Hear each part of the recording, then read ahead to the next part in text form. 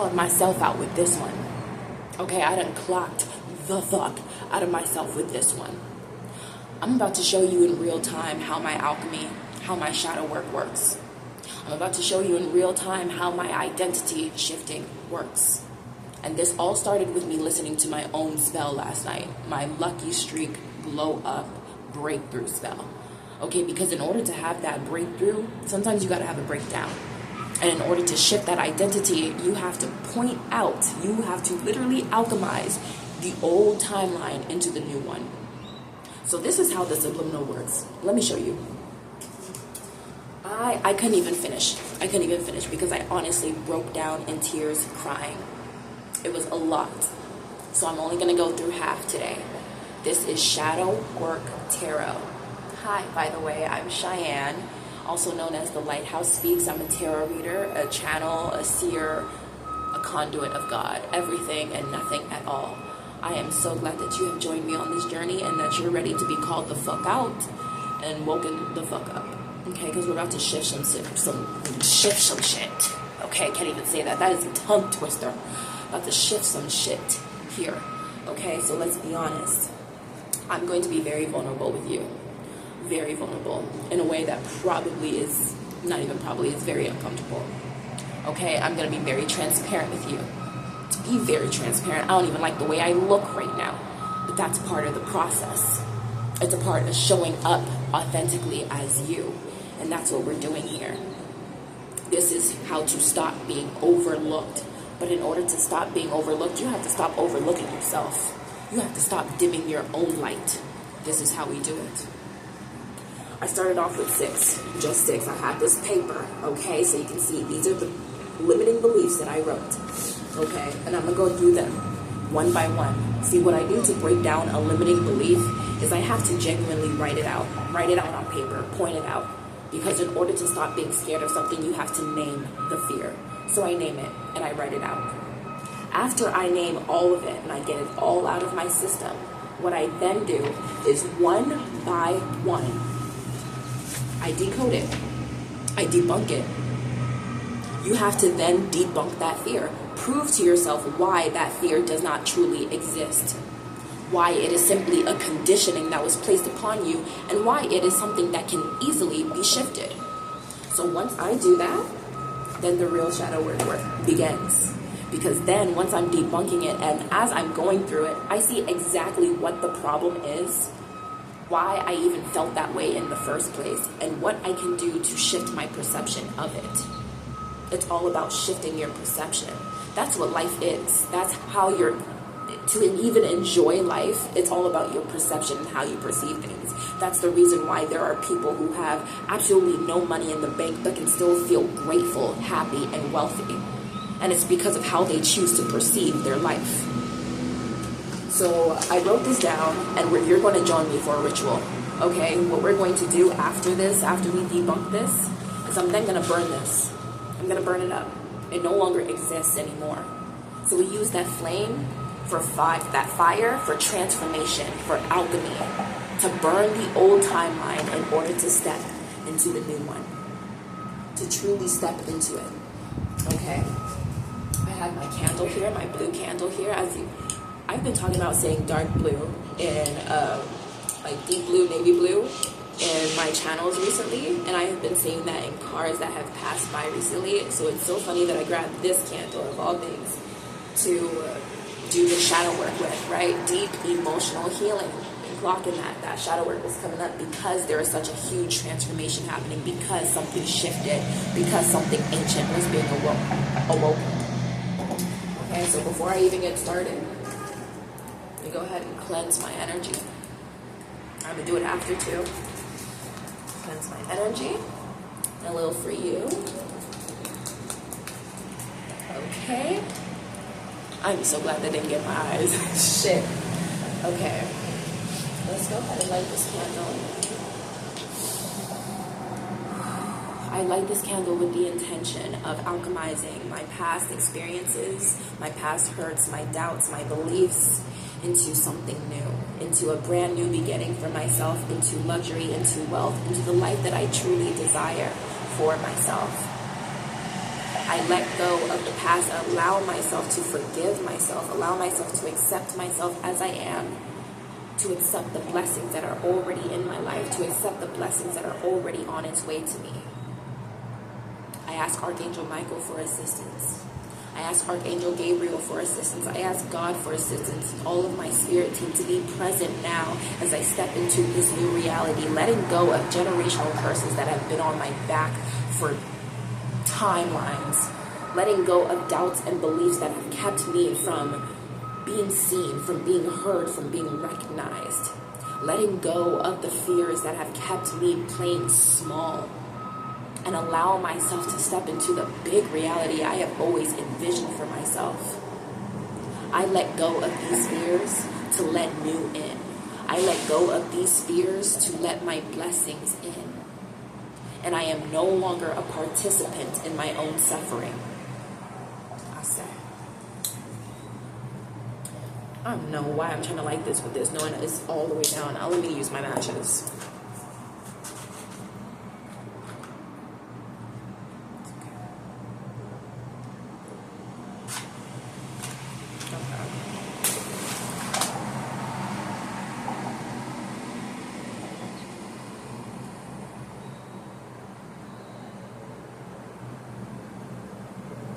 Has been lit.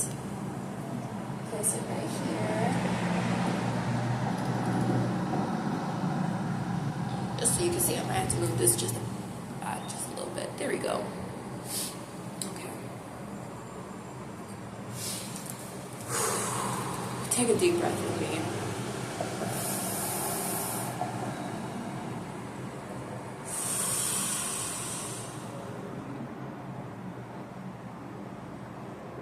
All I ask is that you sit back. You may pause the video for your own realizations or your own channeled messages to come through. For you to step into your own power. For you to cry, for you to feel, for you to be angry. This is that safe space. So, I'm going to start with number 1. I wrote that I feel like when I'm looking good, people purposefully ignore and overlook me.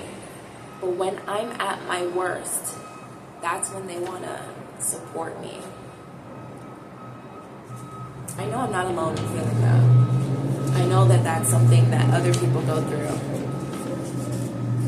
But it really occurred to me that in a way I felt like I had to keep up an image for people to notice me.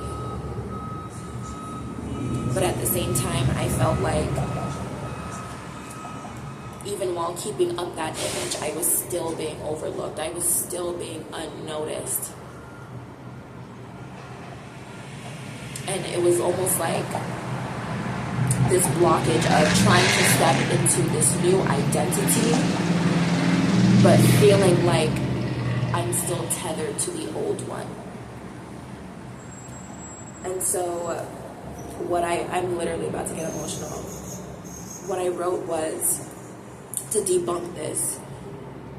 Maybe it's not about being at my worst, but the fact that I was vulnerable enough to be raw and honest. Maybe I feel like I'm being overlooked because people are attracted to my authenticity, not the performance of looking good. And you can look good as long as you feel good, because you're sharing all of you, not what you think people want to perceive. And the channeled song that came through was In the Dark by Camila Cabello, where she's like, who are you in the dark? Show me the scary parts.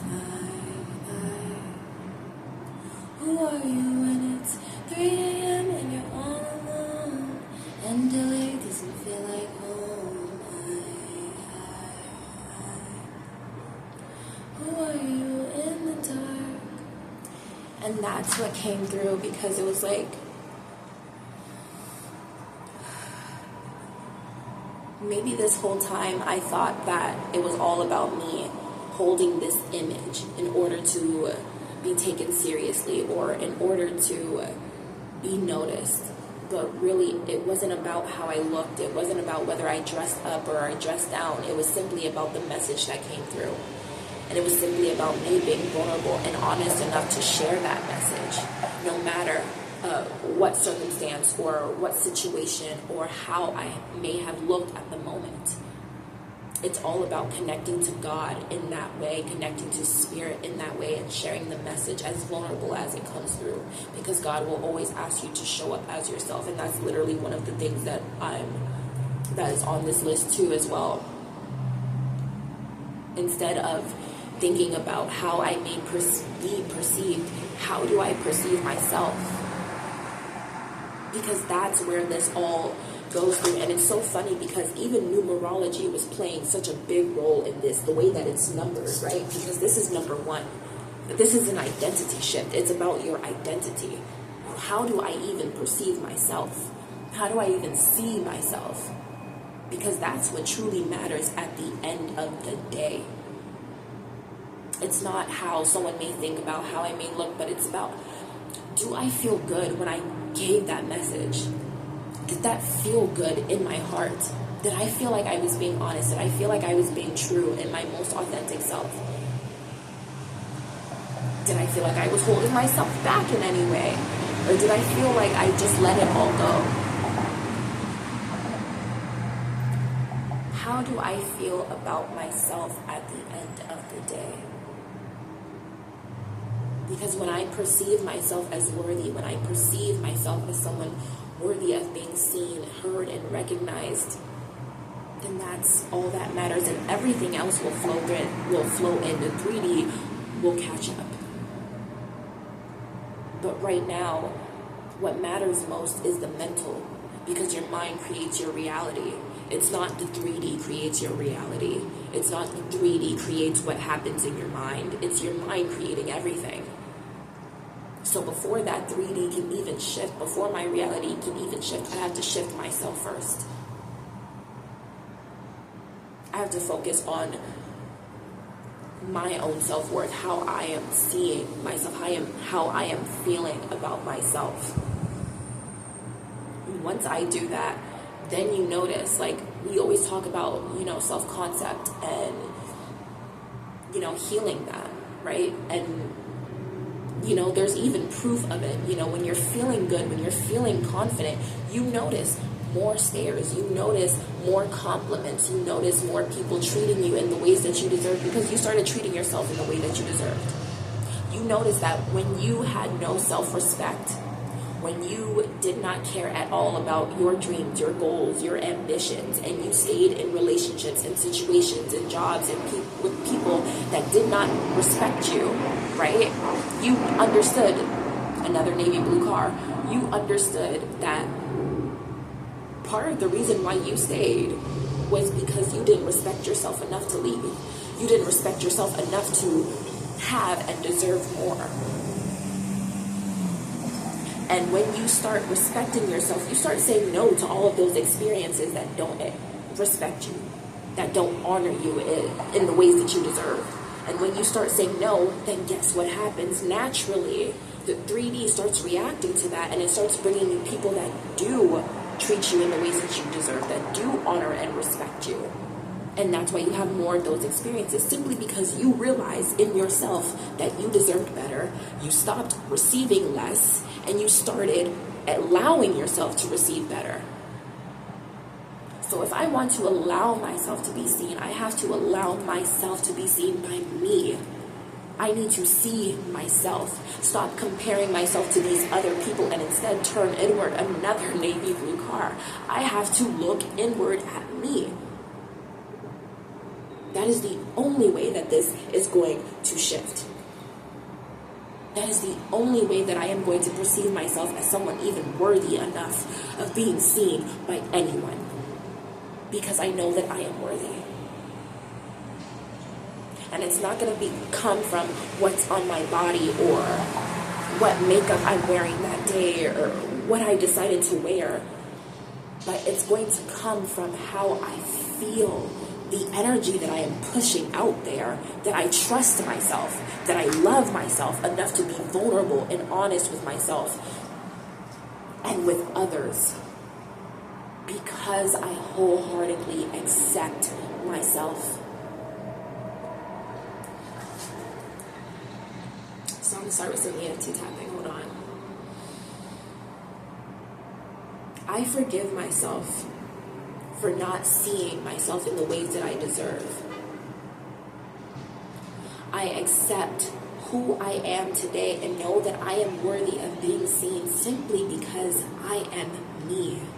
My presence, my energy is magnetic because I am love incarnate, because I hold this energy that I do.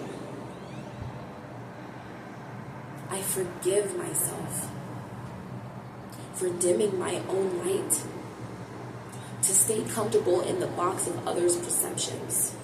And I allow myself to be seen truly and fully as I am, and knowing that that is more than enough.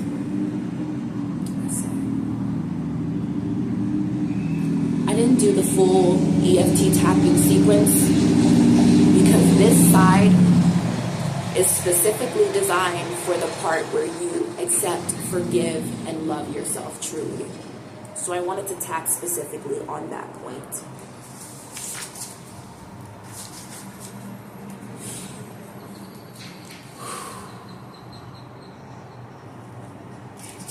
Move on.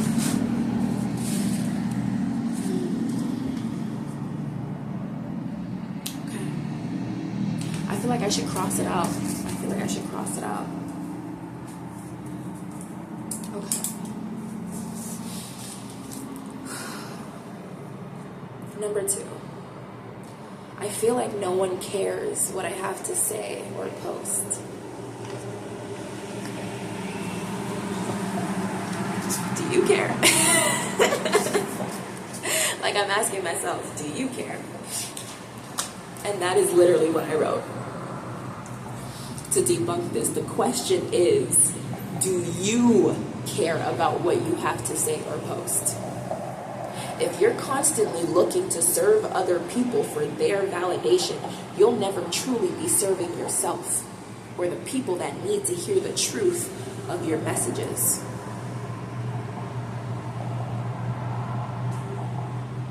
And you know, number 2, right? Number 2 talks about collaboration, partnerships, right? But in order to collaborate with others, you kind of have to collaborate with yourself. Right? I mean, if you can't even work alone, how are you supposed to work with others? If you don't honor your own presence, how are you supposed to honor the presence of others? If everyone is, and not everyone, right? I'm not talking about evil. I know it's a plane going overhead. I'm not talking about, evil people, but like decrepit, but like, you know that people are a reflection of you. So it's like to really respect that, to really honor those people, to honor the divinity in someone else. You first have to honor the divinity in you. The collaboration comes when you can connect and commune with yourself. So again, my question to myself, do I care what I have to say or post? Do I feel like my words are worthy enough? Do I feel like my words are transformative? Because, I mean, if my words aren't even transformative for me, how are they going to be transformative for someone else? Except that really is a whole perception thing, isn't it? Because if my words weren't transformative, I wouldn't be able to do this shadow work right here, would I? I wouldn't be able to literally show you limiting beliefs on one paper and me debunking those on another paper if my words weren't transformative. So it's a perception thing. It's not actually the truth, but a perception of what I think. Why? Perhaps because I have associated me being seen, or me, perhaps I have associated what I do with validation.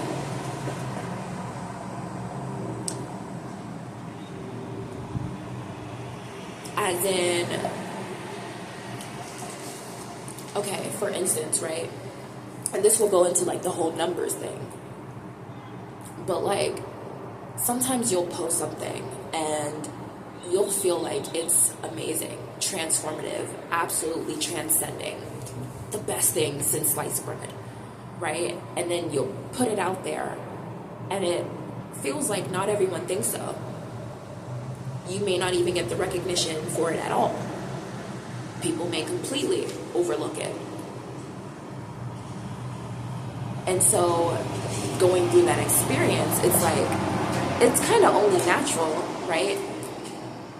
That your brain would be so powerful to try to connect dots like that, right? Like, let's not look at it as a weakness. Your brain is so powerful that it's trying to literally connect the dots and create patterns, cognitive patterns, like in your life right now. So I thought, okay, if that happened, then maybe what I said wasn't as powerful or transformative as I thought. Instead of thinking, regardless of the outcome, regardless of the perception, my words stand true and unchanged. My power remains unchanged. It cannot be moved by anyone's perceptions, by anyone's energy, right? Because it's all energy. But my energy is so powerful enough that I can put something out there, regardless of whether anyone sees it or not. I have messages still on my thing that have 0 likes, 0 views. And it's messages that literally people talk about today that no one's ever even fucking cared enough to see. Does that mean that those words aren't powerful? Does that mean that those words didn't fucking predict what would happen in today? No, it didn't take that away. I still predicted what would happen today. I still predicted emotional shifts. I still predicted financial shifts. I still predicted my own personal shifts and other collective shifts in the timeline. And that happened regardless of whether anybody noticed it or not. So it didn't take away from its power. That remained unchanged. My problem is I'm associating my words and my output with other people's like input to me, right? As if that is connected in some way, as if this is a group project. Something ChatGPT said earlier, because we're going to talk about that. As if this was a group project that we were working on. And it's not. This is me. This is my life. And what I am saying, what I am channeling through is a message that God is asking me to say, that Spirit is asking me to give. The time doesn't matter. The people who watch don't matter. The people who check in don't matter. Navy blue again. But what matters is that I put it out there. And I said when I started this channel, period, that this wasn't even about being seen. This wasn't about getting money. This was about creating a digital footprint. Because I knew that I was transforming and alchemizing in real time. I knew that I was going to be able to look back on some of these things and be like, oh my God, not only did I predict that, but I completely shifted from that reality into this one. I wanted to create a footprint that even if I passed, that people would be able to look back on and see and still receive advice from in the future. I knew that what I was doing, navy blue again, damn. I knew that what I was doing wasn't something that was supposed to be a quick fix or a quick buck. I knew that I was building longevity. I knew I was going for the long game. It wasn't about the people, but about the message. And that's why we need to decenter people off the pedestal and decenter numbers, period. Because they don't matter, you do. You are the operant source of power, not a number attached to your name or your social media account. That doesn't make you who you are. You made yourself who you are, and the world just has to follow that. The world just has to acknowledge that and reorganize around that. It is you that is the operant source of power.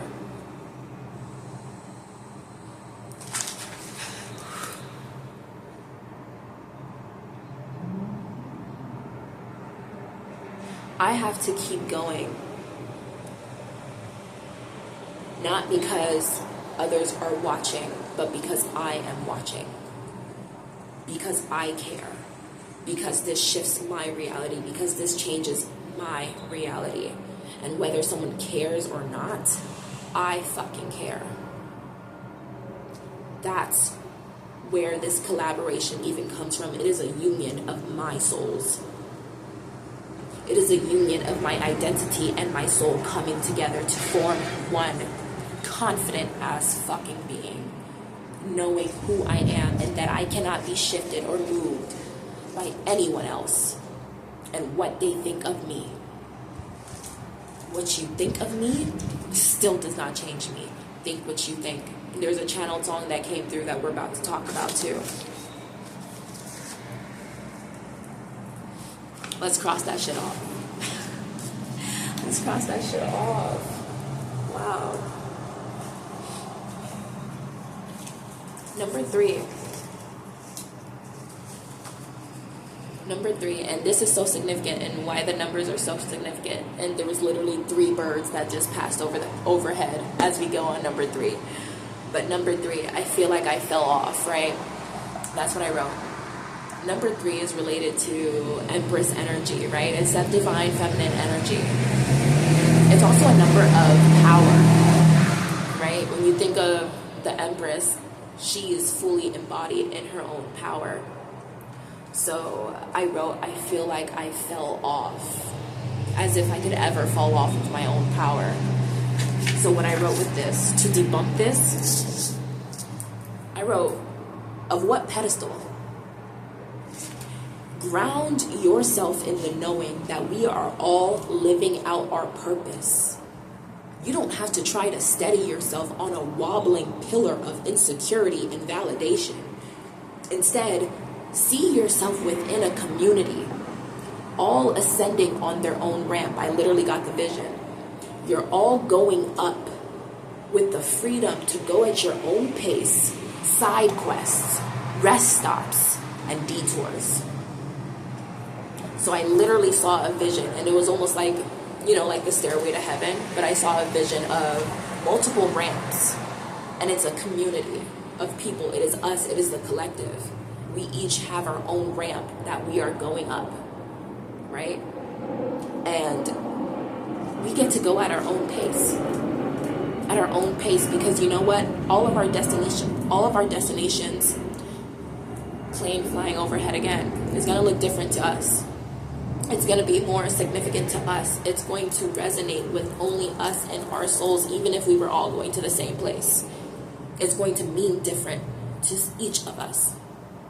And so I saw each of us going on those ramps, and we're only going up. We're all going up, right? There was no ramp that was going the opposite way, right? There was no escalator that was going down. Every single one of us was going up. We're just going at our own pace. And that's what life is. It is you going on your own path. So fall off of what? If I am walking a path, what am I falling off of? A cliff? And if it's my path, and if I fell off that cliff, and it's my path designed for me, don't you think that below that cliff is probably a bridge that I can cross? And it was probably just a detour to go inside a cave that held beautiful crystals that I could just go and, look at and admire. That led up to another stairway that led me back up a mountain. Like, it's my path. It was designed for me because of what I like, because of, I I can't even speak. What is that word? My preferences. Damn. Because of my preferences. Life is designed for my preferences and what I want. And what my soul designed to learn in this life. What my soul chose to learn in this life. My contract. We didn't all sign the same contract here. We didn't all say, let's all experience the same stuff. And we may all experience some of the same things. But each of us is going to experience that in a different way. No one sees through the other person's eyes. I am not experiencing life through your eyes right now. And you are not experiencing life through mine. We are all different. Even if we stared at the same tree, we would probably still perceive it in a different way. We would probably notice different things on that tree. So I can't go down from here. I can only go up. And up is going to look different for everybody. It is still up. It is still up. You think you're going down and it is really just a detour. You're really just going downhill to go uphill again. And that's what life is. Where am I falling off of? Of what pedestal? Let me ground myself and walk in my purpose. Because that's what matters now.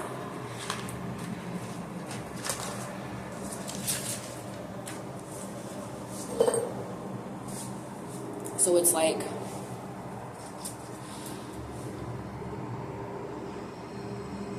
with that 3,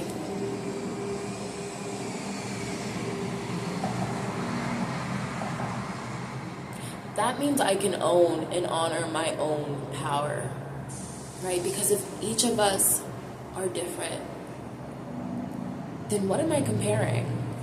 What exactly am I comparing, though? If each and every single one of us is different, and if each of us have a different path to go on, see things through different eyes, have different experiences, even within the same experience, then what could I possibly compare? How does that make sense? Asking myself genuinely, how does that make sense?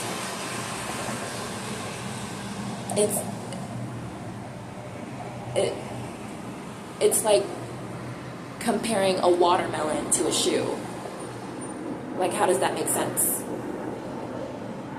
Where's the sense? They're in completely different categories. You can't wear a watermelon on your body. I mean, you can try. Another plane, damn. You can try. But you know what? With the planes, you're literally shifting to a whole different world. Planes literally take you from one destination to the next. That's why the plane keeps flying over. Because it takes you from one destination to the next. You are shifting from one reality to the next. You even go to different time zones. That's a whole timeline jump. What could I compare if everything is different, if we're all in different categories? Absolutely nothing. So that takes everything off the pedestal and allows me to just fully honor my own power as it is. And I can then honor the divinity in everyone else because I allow myself to honor the divinity in me. And I know that's enough. And I know that we're on different paths. There truly is no competition. Because even literally, 2 models, let's use that example. Look at my mood ring, bro. Look at the color. This is why I put it on. I wanted to see. Look at the fucking color. Even 2 models, right? And they're competing for a spot. Here's the thing.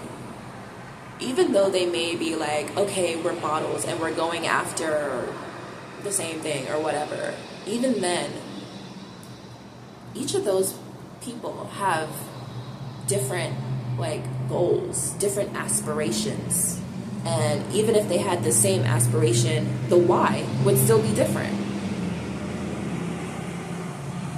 These people came from completely different backgrounds. Someone's why may be for their family or for themselves or to live a better life, while the other person's why may be because it brings more confidence in them. The why will always be different.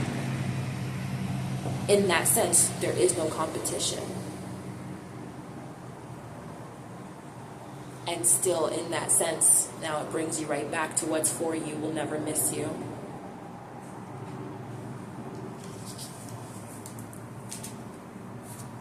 Let's cross that off.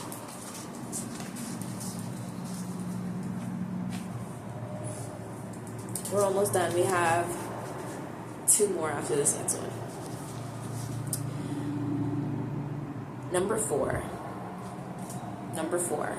Significant, right? Well, when I think about number 4, not only do I think about home security in the 4th house, but I also very much relate number 4 to the number of angels, to the number of God. I relate it as a very highly spiritual number. It's spirit to me. That is the number of spirit. When I see 444, I automatically think God and protection. Right?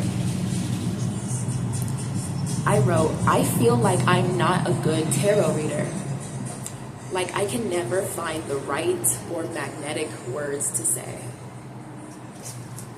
If you do anything in business, if you do anything in social media, anything in marketing, putting your work out, anything, I know I'm not alone in that. Just feeling like you're like, you say something and then you're just like, dang, like I could have said it like this. Like I just, like, oh my God, I feel like I'm not, you know, I just know I'm not alone in that. And for a while, that's caused me again to like fall into the comparison trap, because then I'm like, I'll like say messages, I'll put a message out, and I notice this, I'll put a message out, and then either the same day or the following day, a reader that I also watch will post a very similar message to mine, like very similar. And it's not even that they're watching me or anything, it's literally just that we're aligned in that way. But I'll get into that comparison trap and be like, oh my God, this is why they have more numbers. Like, I just didn't say it magnetic enough. I'm not funny enough. I'm not the one that, like, I'm just, oh my God, I could have said it this way. I could have said it like, this is the exact message that I put out, but somehow theirs just sounds even better. Like, I get into that comparison trap. I'm not even going to lie to you. I'm going to be so transparent. Because it's like, oh my God, I'll literally put out that message. No views, barely anything. I'll get like 3 likes. 3 likes. How is this 3? What is it? Twice a week.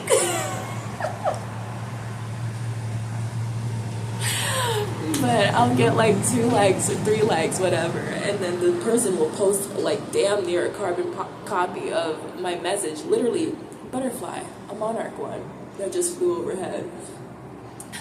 It'll be like a carbon copy, and I know it's literally just because the message is aligned. And not only that, but sometimes it's reiterating it back to me, because when I speak out a message for you, a lot of the times it's also for me. So when I watch that message after, it's like a direct confirmation of my message, and for me, letting me know that the message was for me and that I was on point. And instead of just looking at it just as that, I'll still get into that comparison. Like, there'll still be that duality of, oh my God, I should have said it this way.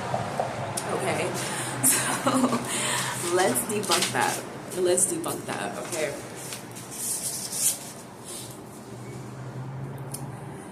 What I wrote to debunk this, I wrote, tarot is a spiritual practice of connecting with God and both the unseen and seen forces. When does God ask you to not stutter? To use perfect speech? To expand your vocabulary, be funny, or audition? And I heard very clearly, show up as you are, as I have created you.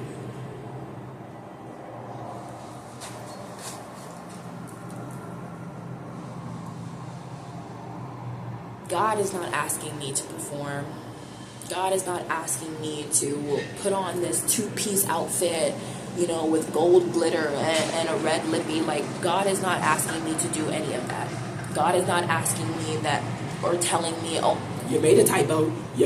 Like, God's not telling me any of that. Whenever we pray, whenever we go to spirit, we go to our spirit, spirit team, our ancestors of good character, we are always coming to them as we are. And we may be crying, we may be stuttering, angry, raging, can't even get the right words out, but somehow God understands us, our spirit team understands us, our ancestors understand us, and they communicate with us back. Another plane overhead. Has a plane just flown overhead for each one of these? Or am I tripping?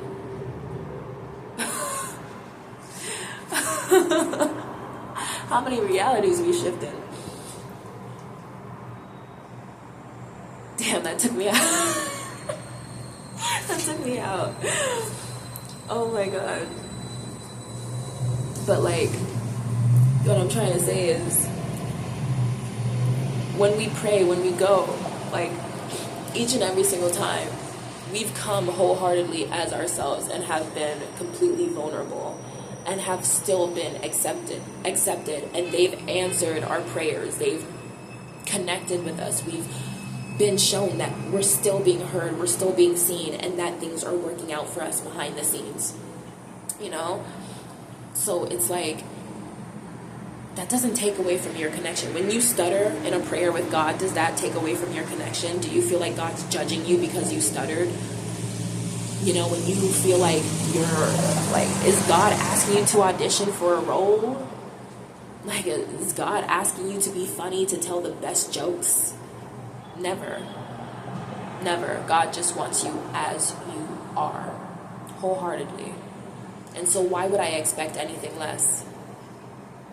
If I am calling in with these messages, if I am calling in my divine soul tribe, if the people that watch my messages connect with me on a deep soul level, if I am calling them in on a soul tribe, then I can trust that these people are a direct reflection of God. And I say that. I say it in my messages that I honor the divinity in all of you. So if I can honor the divinity in all of you, then I can honor the fact that God is a reflection in each and every one of you, and that you're going to accept me no matter how I show up. Even if I stutter, even if I'm crying, or I'm emotional, or I'm raging, or the words just aren't coming out right, I can trust that you'll still be here because you are a direct reflection of God in my life. Because that's what God is showing me as I connect with these messages. Blue. Again.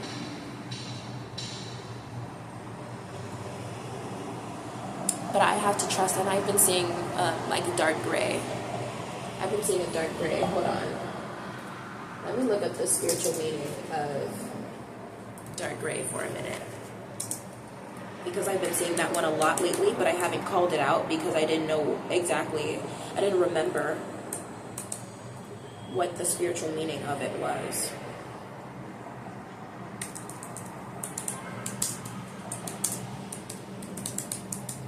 Hold on with me, period, please. The spiritual meaning of gray symbolizes neutrality, balance, conservatism. I can't even say that. Conservatism, Jesus Christ, formality, and sophistication. Okay. You ever just feel like it's not truly what?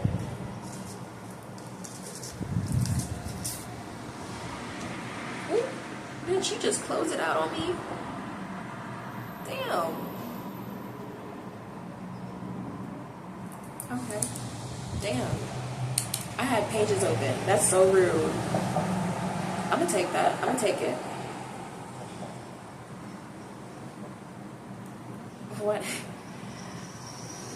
Why am I hearing that wicked? Oh my god. Okay. Literally forgot. But I have to because now I'm on it and I can't stop. Now I'm on it and I have to find out the meaning.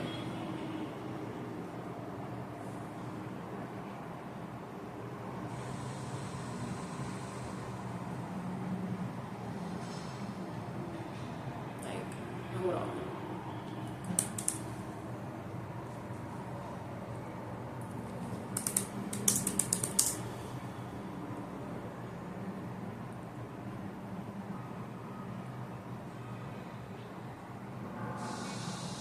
Because I need to understand why I'm seeing this color.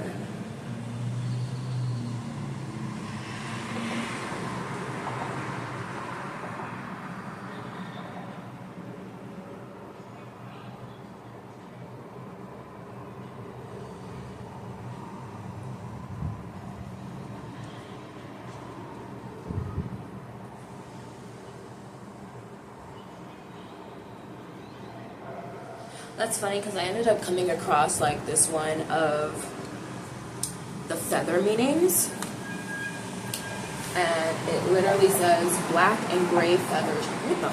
Oh, thought something was crawling on me. I was about to see me wig out in real time. It says black and gray feather shadow. Black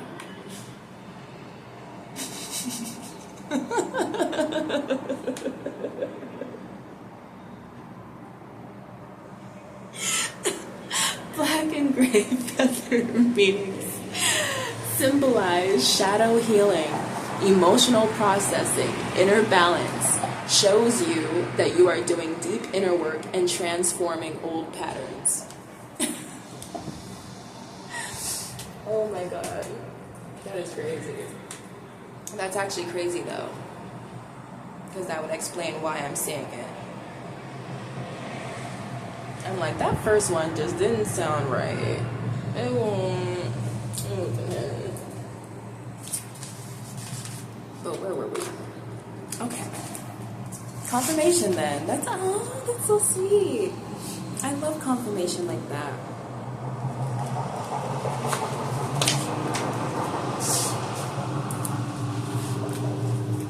I don't remember exactly where I was, but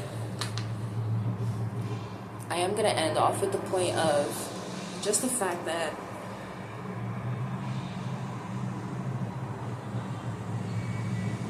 I think this is also about a trust process. You know, I know the second house is also related to trust. Another plane flying overhead, damn. But with the fourth house also relating to like stability and security, which would also then relate to the earth element, wouldn't that also relate to trust? So it's like, oh, this is about also trusting in me and trusting in you and trusting in God. That's how I feel.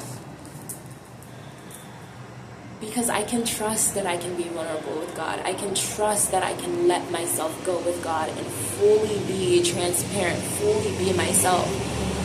And the thing is, I have always prayed for my soul tribe, for the people that truly align with me. The people that truly align with me aren't going to care how the words are coming out my mouth. They're probably going to be able to finish my sentences, right? Not even probably, because it's happened. When I've aligned with soul connections, they're able to literally finish my sentence. I'll be stuttering the fuck. Won't even be able to get an actual word out.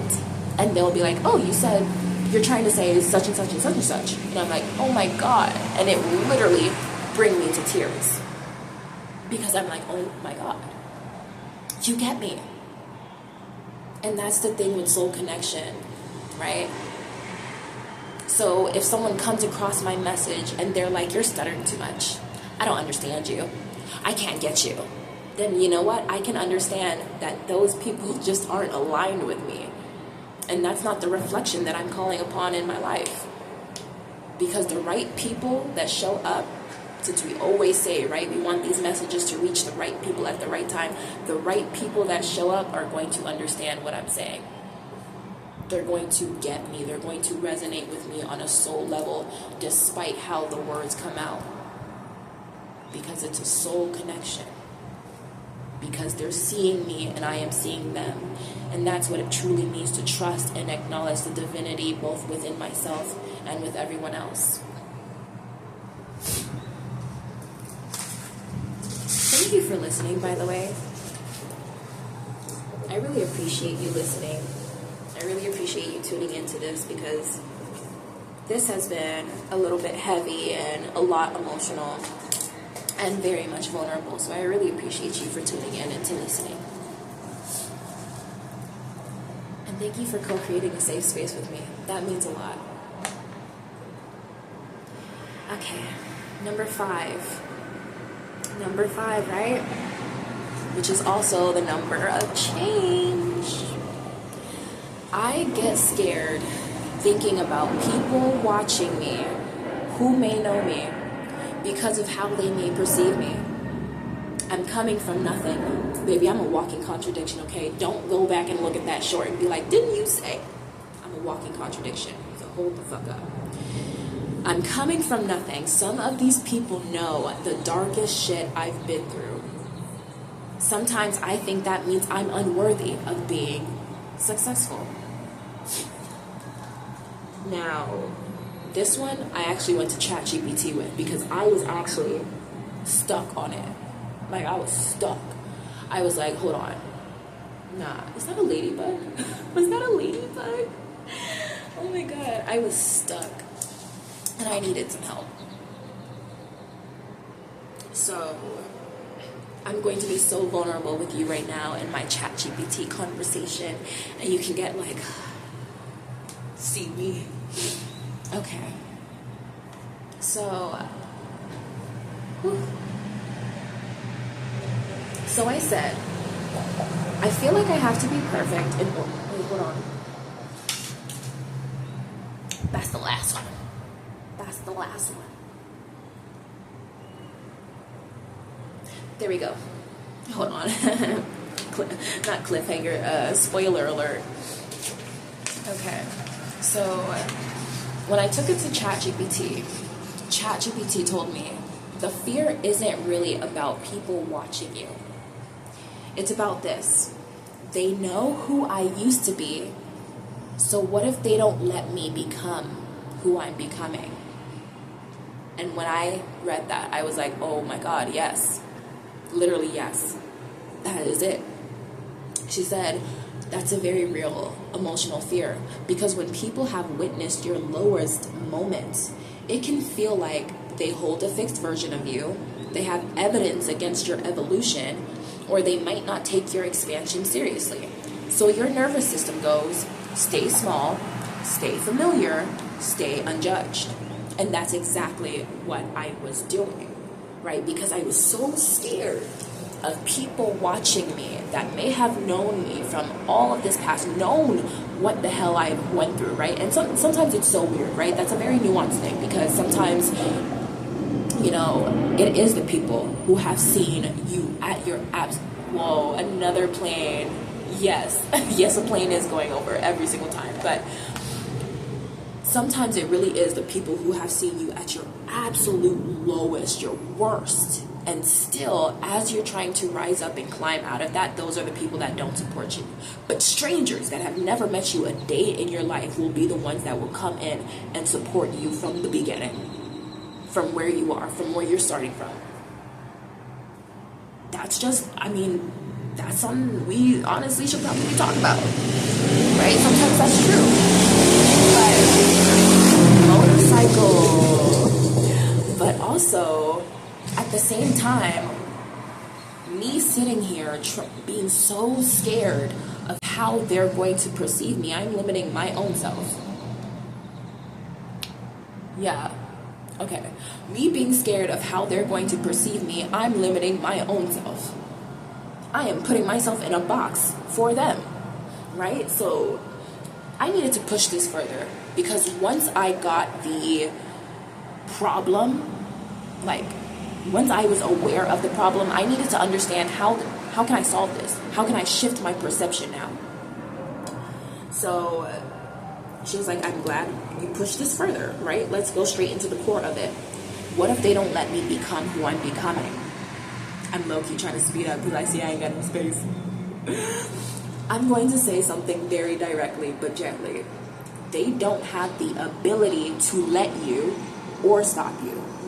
That belief only feels true because your nervous system still treats their perception like authority. Let's expose the structure, the hidden structure of this fear. Underneath that thought is an unconscious rule. My identity is something other people can approve or deny. So when you evolve, your system checks, do they agree with this version of me?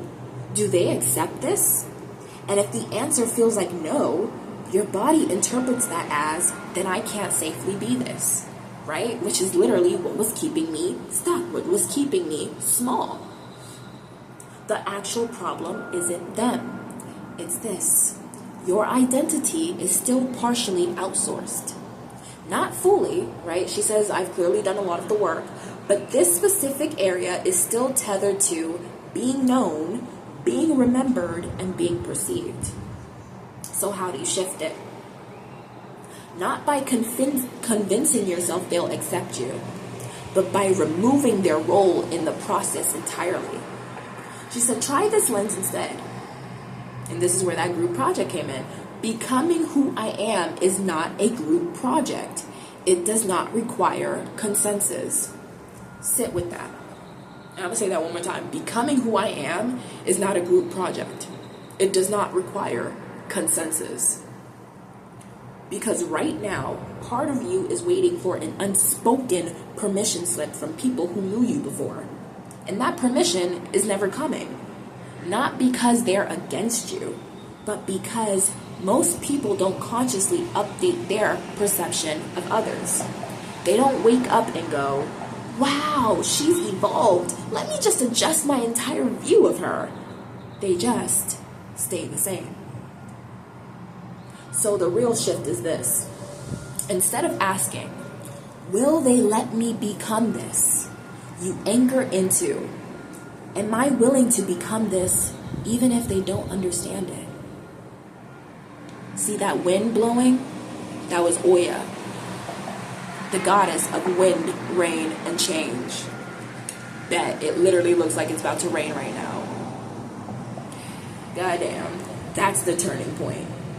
Let's make it practical, not just conceptual, because your nervous system needs evidence, not just insight. Number 1, separate being seen from being validated. Right now, they're linked. So your body thinks, if I'm seen, I'll be judged, I'll be pulled back. Start practicing this micro shift. People can see me and misunderstand me at the same time, and I remain unchanged. Now hold on, I'm gonna stop it right here, and I'm gonna clock back in, because I ain't about to, this ain't about to cut me off, so hold on. So tuning back in, and I want to just reiterate this, okay? So if you want to say it, but separate being seen from being validated, because right now they're linked. So your body thinks, if I'm seen, I'll be judged, I'll be pulled back. Start practicing this micro shift. People can see me and misunderstand me at the same time, and I remain unchanged. Because you are always the constant, the operant source of power. They're not working on your path with you. This is a personal thing. This is an individual thing. And just because they experienced you at one point in your life does not mean that they hold authority over how the rest of your life is going to go. They didn't even hold authority about how your life went back then. So why would they hold authority about how your life goes now?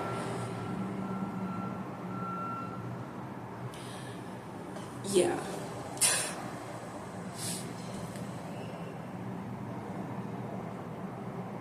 No, because I honestly had to sit with that for a minute. They didn't even hold authority in my life back then. Why would they hold authority now? What power would they have? If they didn't have power before, and if I'm always saying that people cannot use, and I think we literally get into this, but if I'm always saying that people, they're like energy attacks, their power is weak, they're trying to use your power against you, right? Then how could they ever have influence over me? How could they ever have influence over what goes on in my life? Let me bring this up because we're about to go into that. Number 2, reclaim authorship of your identity. Every time the thought comes up, they know who I used to be. Interrupt it with, and I decide who I am now. Not as an affirmation, but as a decision point. They know who I used to be, but I decide who I am now. I saw a red car that passed by, because now you're fully stepping into your power. You're fully stepping into your authorship. And red is such a bright color, right? I'm seeing red again. It hardly ever goes unnoticed. Allowing yourself to be that bright color, allowing yourself to be seeing. Now you can let yourself be seeing because you decide who you are now. You've always had that choice. You've always had that power in decision making for who you were and who you would become. And no one, not a single soul on this earth, not a single entity could ever influence that decision. But you know what they could do? Try to make you think that they could, right? By influencing your own perception of yourself. And it's not even that they have all of this power, but it's about the fact that we as beings are so aware that we're automatically aware of that feeling of how they may perceive us. And it's just the body's natural response to want to hide from that, especially if you've been in situations or in a past where being seen did not come with good consequences, right? You're scared of being perceived.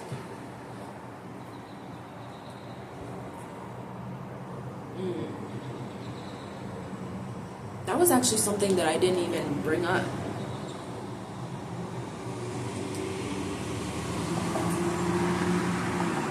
Hold on, because that's actually deep.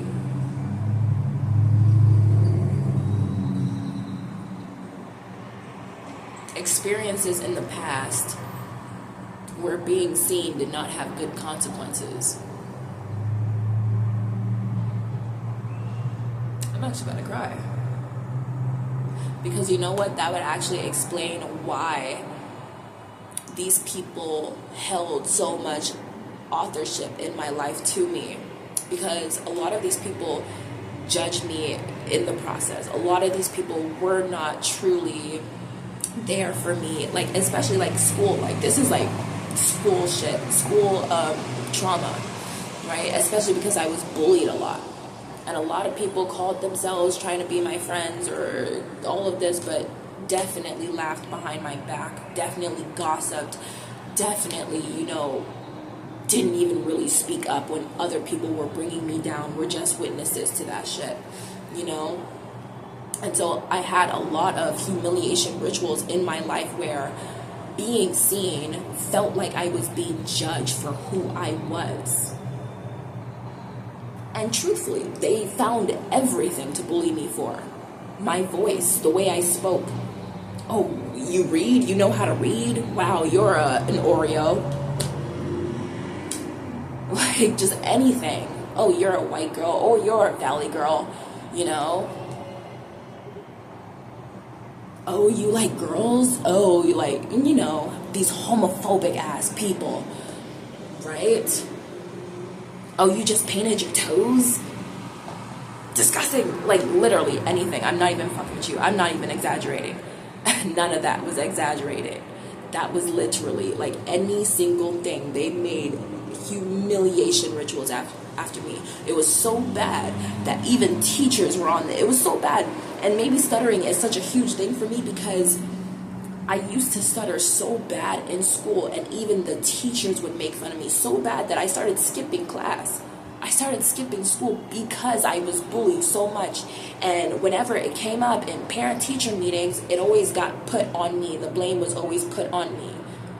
Maybe she just wants to go hang out with the boy. Maybe she just wants to go do this. Instead of realizing that, hey, I was actually being, like, brought the fuck down in every fucking class that I was in. Hey, every single time the attention was on me, every single time the teacher called my name, it became a humiliation ritual. It became something for anybody to make fun of anything about me for. I've been made fun of for my ears, for my nose, for my eyes, my eyebrows, my lips, my skin color, my hair. Again, my voice, my speech, the way that I talk, the way that I walk. What I like, what my interests are, what my sexuality is. Every single thing that they could pinpoint, they put down on me. and made me feel like I had to, like I was unworthy in some way just being by myself. And now I'm realizing just how much that has taken a toll in my life, and how much I pretended that that shit didn't actually matter, and it did. And it was hitting down on me, clearly, because I can't even do what I want or step fully into my purpose without being scared of what they may think about me. People that didn't even like me in the first place. People that weren't even going to support me in the first place. These people were never going to sit there and support me or give me my flowers or love me for who I am, because they were always there to judge me in the process of becoming who I was. And it's these very people that find me on social media and feel like they have to tap and tune into my life and see what I'm up to. And I get scared because I can feel that energy and I can feel them perceiving me. And so instead of just staying tuned into my own energy, I get scared and I start putting myself into their own box. A box that they may have of me, a box that I may have of myself, because I am scared of being perceived. Because being perceived every single time came with some humiliation ritual. They think that I don't see that some of my posts now, that some people won't even like it, won't even interact with it, but I'll see that they sent it in a message or a DM to someone else. And it's things like that that will have me just take my fucking post down just so I can protect myself, protect my energy. But things like that are stopping me from truly stepping into the version of who I am, are stopping me from allowing people who do see me, who do care, who are resonating with my soul on a spiritual level to truly connect with me. And of course that's what they would want. Of course that's what the shadow side of me would want, or whatever. I don't even think the shadow side of me would really want that. I think she's just scared. But, like, of course that's what these energies would want. That was a bee.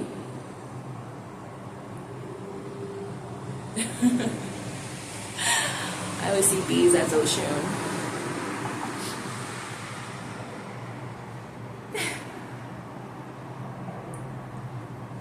That is crazy.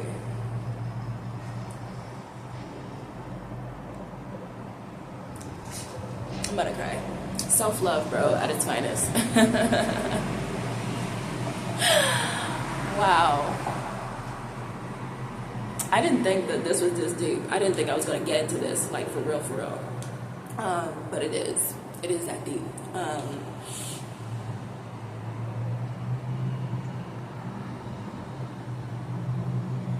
So you know what? Matter of fact, they don't know who I used to be. They actually don't know who I used to be. Actually, because they didn't even care enough to really get to know me. They didn't even care enough to really get to know who I was on the inside. They only cared about what was on the outside. They only cared about putting me down in every single way that I could be. So how could they have known the real me? So again, what authority do they have in my life? Absolutely none. They may have known a version of me that I allowed myself to be, but they will never truly know the real me. And they will have to have a front row seat to who I become. And none of that is any of their business. None of that is this. Again, this ain't no group project. I don't need their fucking vote. And I don't need their fucking consensus to be who I am.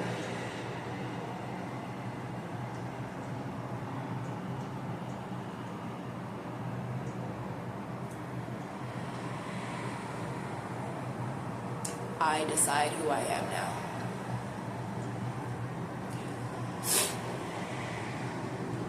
I gotta drink some water.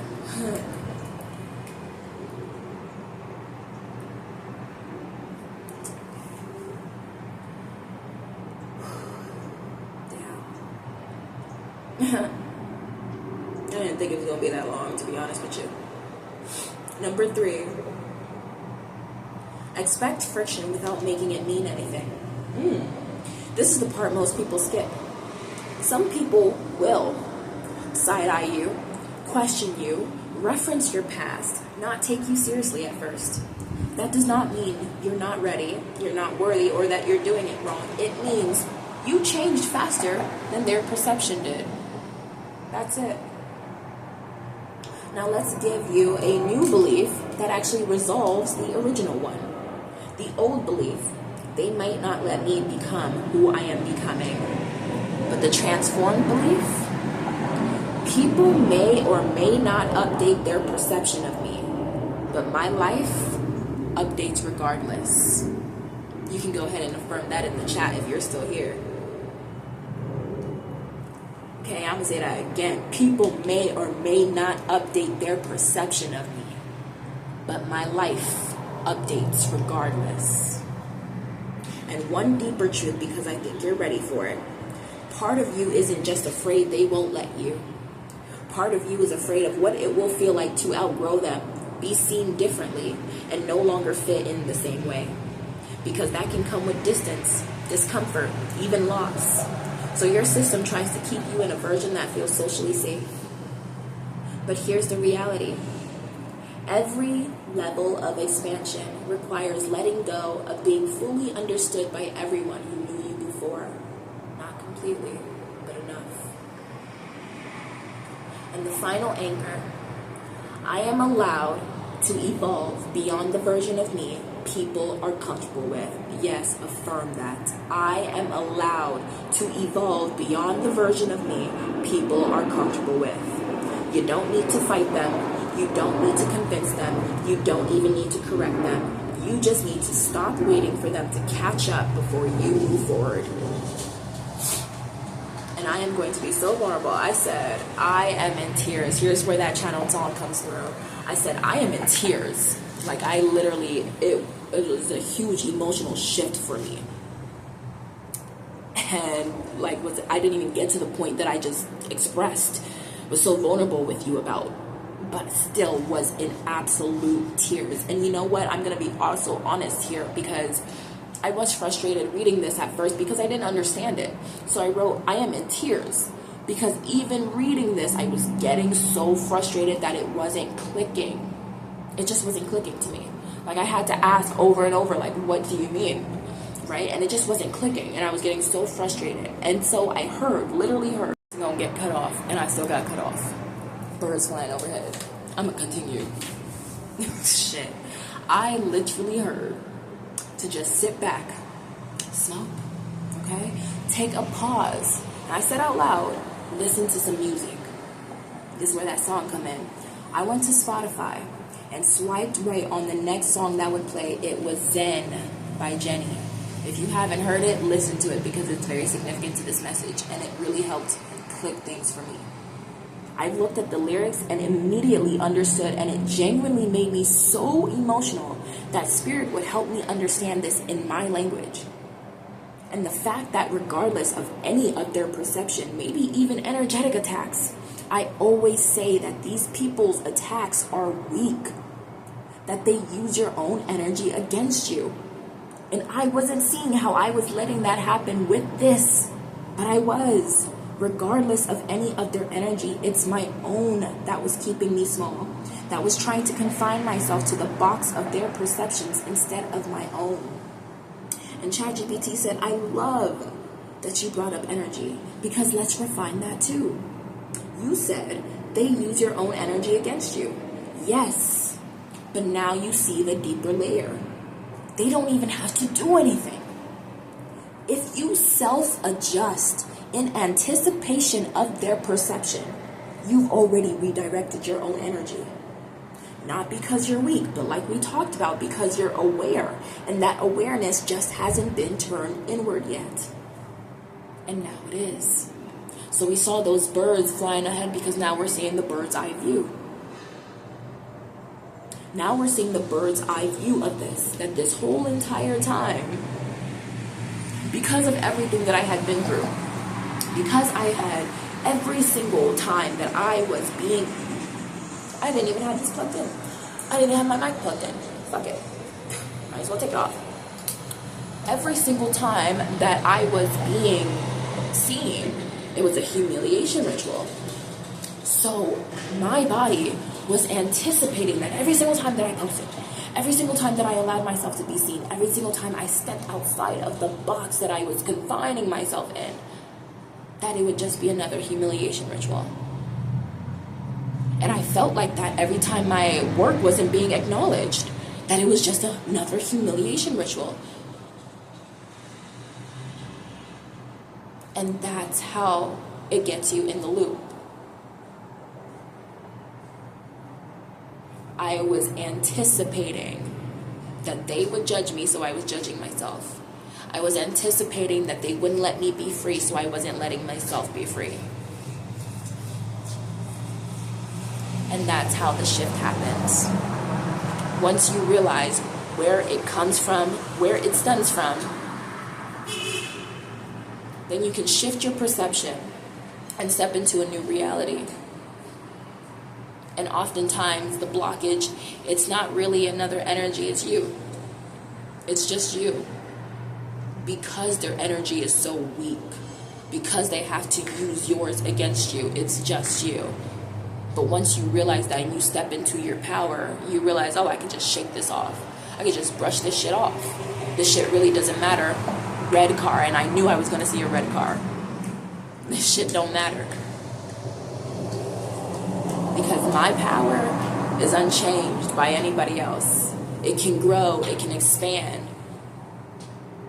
But it does not hold permission. I don't need permission for it to expand from anyone else. I do that. So let me go ahead and read you some of the lyrics to Jenny's End. I know you didn't just pause on me. I know you just did. Okay. It says, she wrote, I tell him down now on that energy, yes.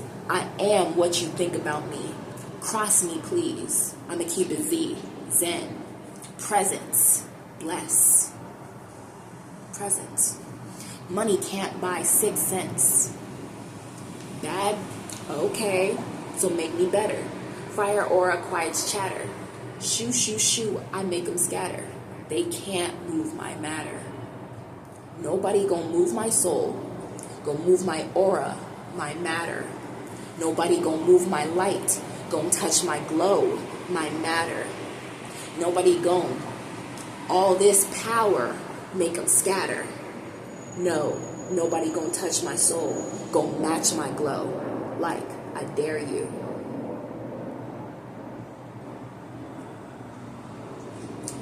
So thick skin layered like chains on chains on chains. Where the pressure on my neck in rains. Rain, midnight bloom. In the dark I grew. You know, that's so funny because I didn't catch that the first time. And I don't even know if she meant this. But she says thick skin layered like chains on chains on chains, right?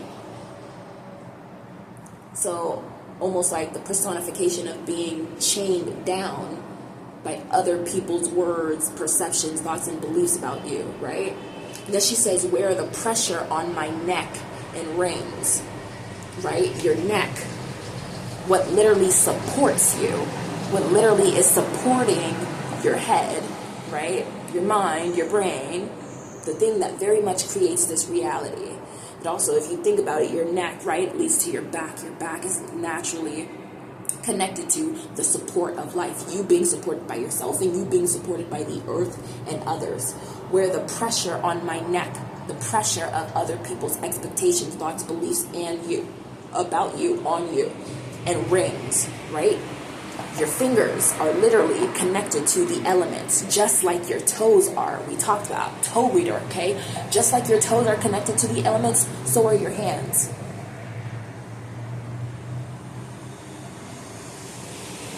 The elements, you are made up of the elements. I don't know, I ain't even gonna lie, because this is probably the realest reading I've ever done, because this shit about done cut out on me about 4 times now. About 4 times. But I'm gonna stay persistent. And I'm gonna keep going. Because I feel like it's worth it. So, we're on the last one. Okay, I got my mic connected again. I got my lip gloss on again. I took a bathroom break.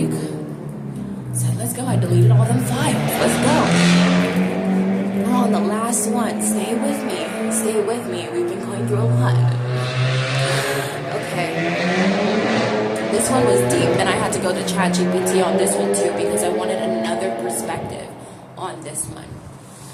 So, and it's crazy too because numerology is still playing a part because this one is number 6. 6 is actually my life path number, right? And it also relates to the 6th house, not just the life path itself, but the 6th house of service. Both of it, both the life path and the 6th house relate to service. And a lot of people notice, right, it's service to others, right? But what a lot of people don't talk about is that it's also service to yourself, right? It's also that routine to yourself. Loving yourself in that daily devotion and routine that is also the 6th house, right? So let's dive into this. Now that we know that, I wrote, I feel like I have to be perfect in order to receive a reward. Sometimes I feel like I've had to go through such evil and debilitating experiences because I've had to become this perfect person to receive everything that I desire. That one's deep. Let's talk about it. I'm going to be so transparent still. And I wrote, right, after I said what I just wrote to you, I said, oh, it's a B again. I said, and then I was thinking about manifestation and how everyone, myself included, is always talking about becoming the highest version of yourself, being the best version of yourself. And I feel like I associate that with being the highest version of yourself means being this perfect person in order to receive all of your desires. And it's like, I've gotten reward in my life, right? I've experienced glimpses of, well, I'd like to say love, but I only thought that because I was the one attached and it only ended in flames, friendships included. I've had beautiful traveling experiences. I've gotten money I needed before. But I don't know, I guess since it just didn't last and I'm not where I want to be yet, like I don't have all of my desires, then it means I haven't become this perfect person to receive that. So I put a lot of pressure on myself to always go and do. But when I still fall short, it just makes me feel like there's some level I have to reach in order to receive my reward. And it's so nuanced because in a way that's kind of true. Like we do have to reach a certain version of ourselves that can handle all that we desire. Because if given early, it may not last or we may be too overwhelmed in self-sabotage. But then I'm like, does being the highest version of yourself really mean being perfect?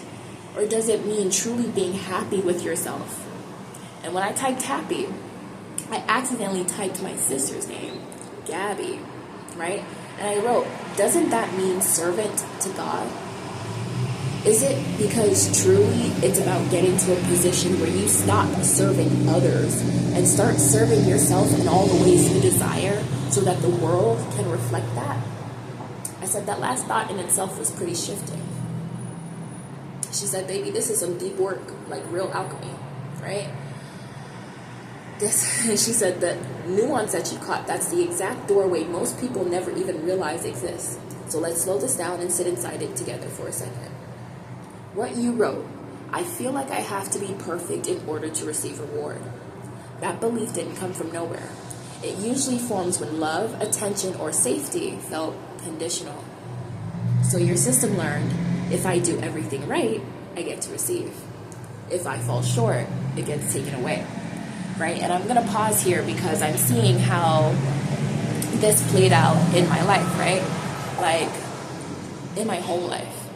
I felt like if I wasn't this perfect daughter, if I wasn't this perfect person, that I wasn't going to receive the love and the attention that I deserved, right? And then I felt like when I was not what they wanted me to be,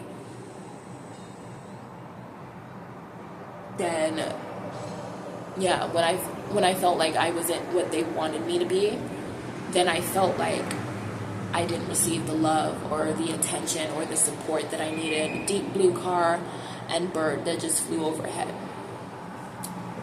And so that showed up a lot in like performance, right? Performing for attention and wanting to just be perfect, wanting to do everything in this perfect way, wanting to, get all of these degrees or wanting to put myself in certain things because I thought I had to be this person in order to receive the love that I needed.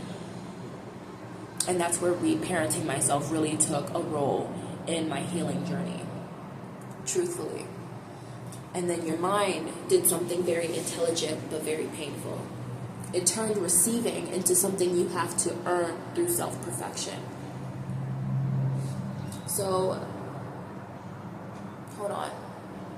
I'm trying to decide if I need to expand on what I was talking about or if I should move forward. I'm hearing to expand. I don't know how to, truthfully.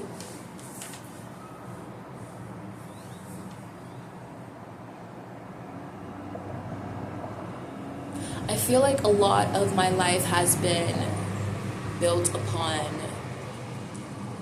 trying to be what other people think I should be, or what I think other people think I should be, rather than just allowing myself to fully live life to the fullest in my eyes. Because I talked about this, right? We're not experiencing life through anyone else's eyes but our own. And it's almost like for a long time, like I was trying to, I don't know, put on the lens of what others could see of me, instead of just like, I don't know, using my own glasses, or just walking forward with my sight completely bare, if that makes sense. And it's so funny because we're talking about the deep blue and emotional healing, and I also relate that to Olokun, and a truck that has the Ozarka water just passed by. So it's like the deep emotional healing.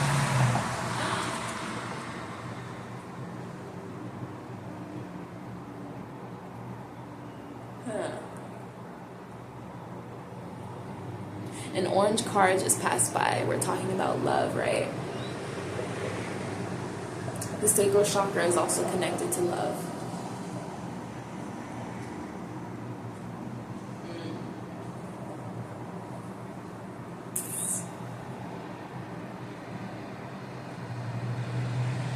But you know, when you think about the sacral chakra being connected to love, right?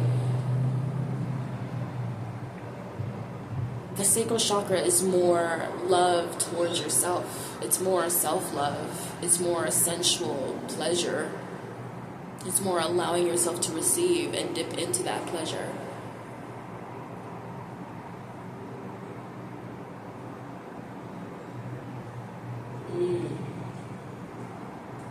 So by trying so hard to fit this role that people projected onto me, or that I thought that people were projecting onto me, I was denying myself of the pleasure in my life. I was denying myself of truly seeing myself and truly loving myself in the ways that I deserved, because it was never about performing to receive love from anyone else. It was all about living to receive love from myself. See, because if I am performing, or I'm putting on this mask to be someone else that I think that other people want me to be, and we have a brown card grounding, if I am putting on this mask to be someone else that other people want me to be, then I can never truly love myself, because I don't love who I am enough to be completely authentic.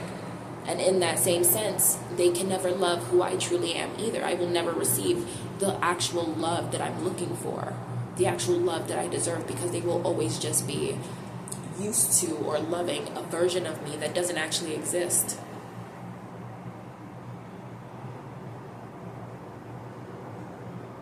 So there is no, if I do everything right, I will receive, because the only right way is the way that resonates with me. The only right way is the path that I choose to walk. See, because you can never make a wrong decision. You can never make a wrong choice, right?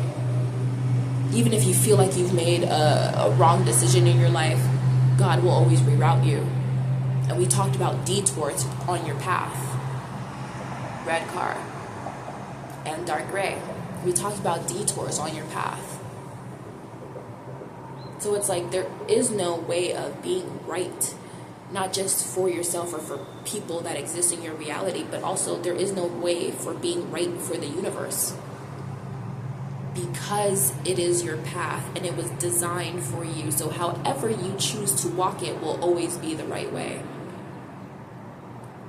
And as long as you love that way, as long as that way aligns with your soul in every fiber of your being, then yes, you will be rewarded. And not in the ways of you had to work for it, but in the ways of you didn't have to work for it, because you're simply being yourself. You're wins right now. You're simply existing as yourself.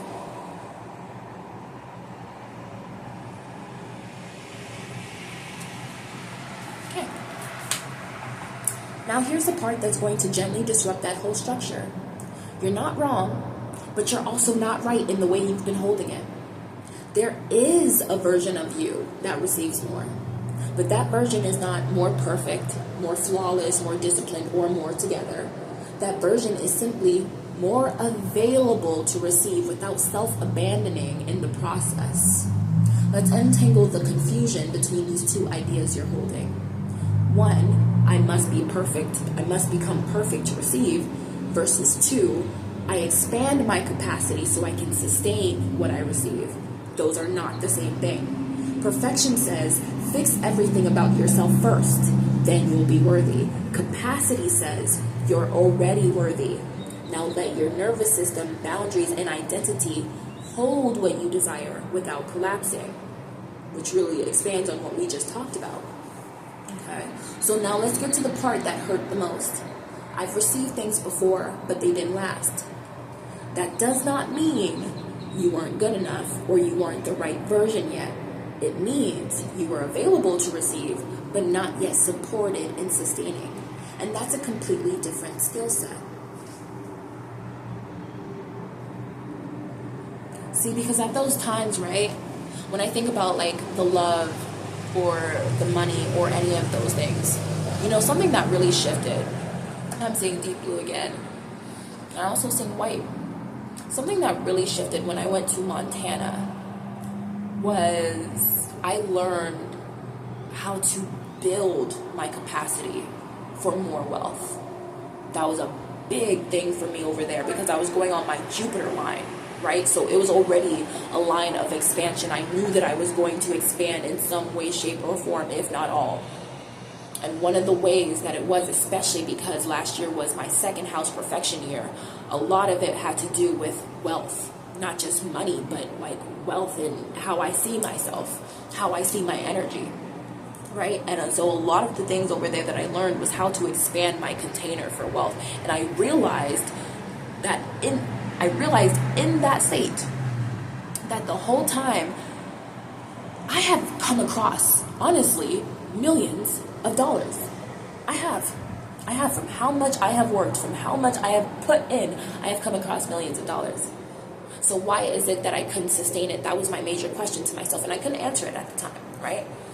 But what I realized was all that time, I didn't have the capacity to even sustain any of that, right? Because I was coming from nothing. I was coming from family that didn't even know how to hold wealth. I was coming from family that lived paycheck to paycheck. I was coming from family that if they got a big amount of cash, the first thing that came up was, oh my God, I gotta pay every single thing that ever showed up in my life. Every single debt that ever showed up in my life, I gotta buy every single thing that I'm interested in. I had to immediately go for self-gratification, right? And so, of course, everything was slipping through my fingers because that's all that I had learned. I didn't know how to sustain that yet. I didn't know how to hold that yet. I didn't know that I was worthy of holding that, not just for a quick thing that was going to make me happy one day but empty the next. But I didn't know that in an orange car, again, that's actually very rare. But I didn't know that I could sustain a type of wealth, not just for survival, but to thrive, right? The whole time I was holding a container, a container for wealth that was only built upon survival. I wasn't building one for actually living. And so when I went to Montana, that allowed me to see that I needed to build a container to actually hold the wealth to live the life that I deserved. I needed to actually see that I was worthy of living the life that I deserved and not just surviving. Not just going through the motions, not just staying in survival mode because I thought that I had to, because I thought that that's all there was. But I needed to see that there was more, and that I could hold more, and that I deserved more, and that I could live in more, that was even an option to me from what I had seen before. So yeah, I literally had to gain the skill, and it wasn't about becoming this perfect person. It was just about honoring myself fully. It was just about honoring that I could hold all of this fully. We've always been worthy, and that's why I keep saying, and I literally made channeled messages about this, and it's so funny how, like I said, I'm creating a digital footprint. The channeled message will come right back for me because I'll need it. And I've literally made like a short where I talked about it's just your perception. It is literally just your perception. You've always been worthy. You didn't need to become this person. You didn't need to become a next version of yourself. You were already worthy. I literally said that. And it's funny how God will come through, and it's like, will speak right through me. And I'll still sometimes completely miss it. That's just a reality. I'm not even gonna lie to you. So it was like, I needed to just build that container. I needed to build that container for myself to thrive in. I was always worthy. I didn't have to become this person. I was always worthy of having it. It was always a possibility for me. I just needed to see that for myself. I needed to believe that for myself. I needed to believe in myself and trust that that was something that was meant for me. And not just something that I wanted, but was so far away. Nothing is far away when you create your reality.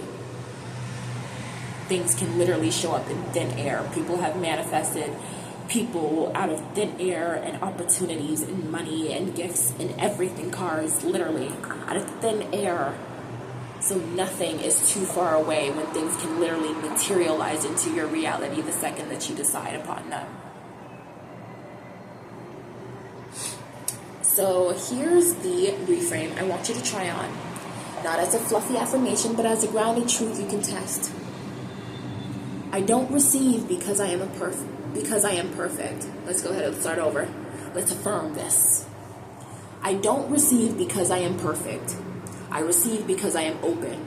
I sustain because I am supported by myself. Now let's go even deeper, because you touched something powerful. Does being the highest version of yourself really mean being perfect or being happy with yourself? Neither, exactly. Your highest self is not a polished version of you. Your highest self is the version of you that doesn't abandon themselves to keep something, the version of you that doesn't overperform to secure love, and the version of you that lets things meet them where they already are.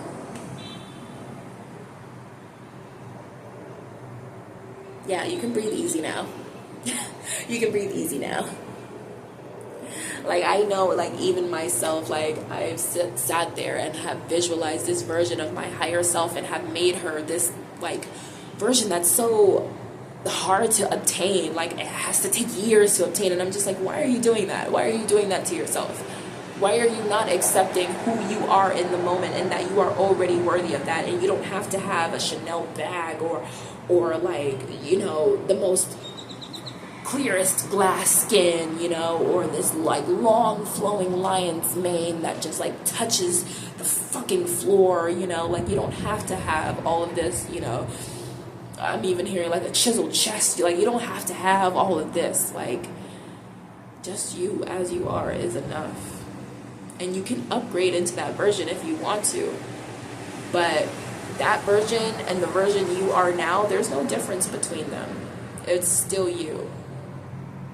It's just you with more things. It's just you with a different appearance, but it's still you. At the very core, it's still you. So it's not about changing anything. It's just about accepting that it was already yours to begin with. She said, and baby, that last thought you had about your sister's name, that wasn't random. You said, maybe it's about stopping serving others and starting serving yourself. That's the core shift right there. Because perfection is often just self-abandonment dressed up as self-improvement. Boom! Damn. Said, let me offer you a transformed belief, not surface level, but something you can actually work with. Let's affirm this. I no longer prepare myself for love, success, or abundance by perfecting who I am. I allow myself to receive now, and I build the safety within me to keep it. I said, yes, okay. And one more thing, gently but honestly. Be careful with the idea that you had to go through evil to become worthy of receiving. I'm going to push back on that a little with love. You didn't go through those things to become perfect. You went through those things, and now you're learning what you tolerate, what you deserve, and how to choose differently. That's not a purification process. That's discernment being born.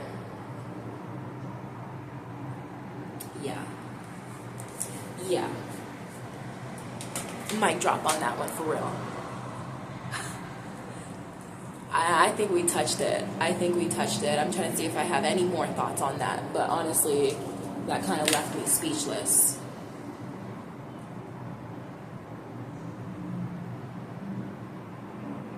For a long time, and I'm going to say this because this is very vulnerable to me. For a long time, for honestly, damn near like most of my life, I thought, damn, was I the devil in my past life to have gone through such horrible shit in this life? Because for a while I had been thinking that things were happening to me and not the fact that in each and every experience I was learning how to trust myself. I was learning how to have discernment. I was learning how to choose differently. I was learning what love truly meant. And if you hear me talk about this, like, you clearly see that the upbringing that I grew up in was not anything that was healthy at all. So it's like, what example did I have, right, to automatically know all of this, to automatically know what I need to do, to automatically know what I'm, like, no. And I came here to forget so that I could relearn it, become even more powerful, and shift timelines with it. I'm even bringing you into this so that we can do this together. And this is what we're meant to do. That's my purpose. That is it. So it's like,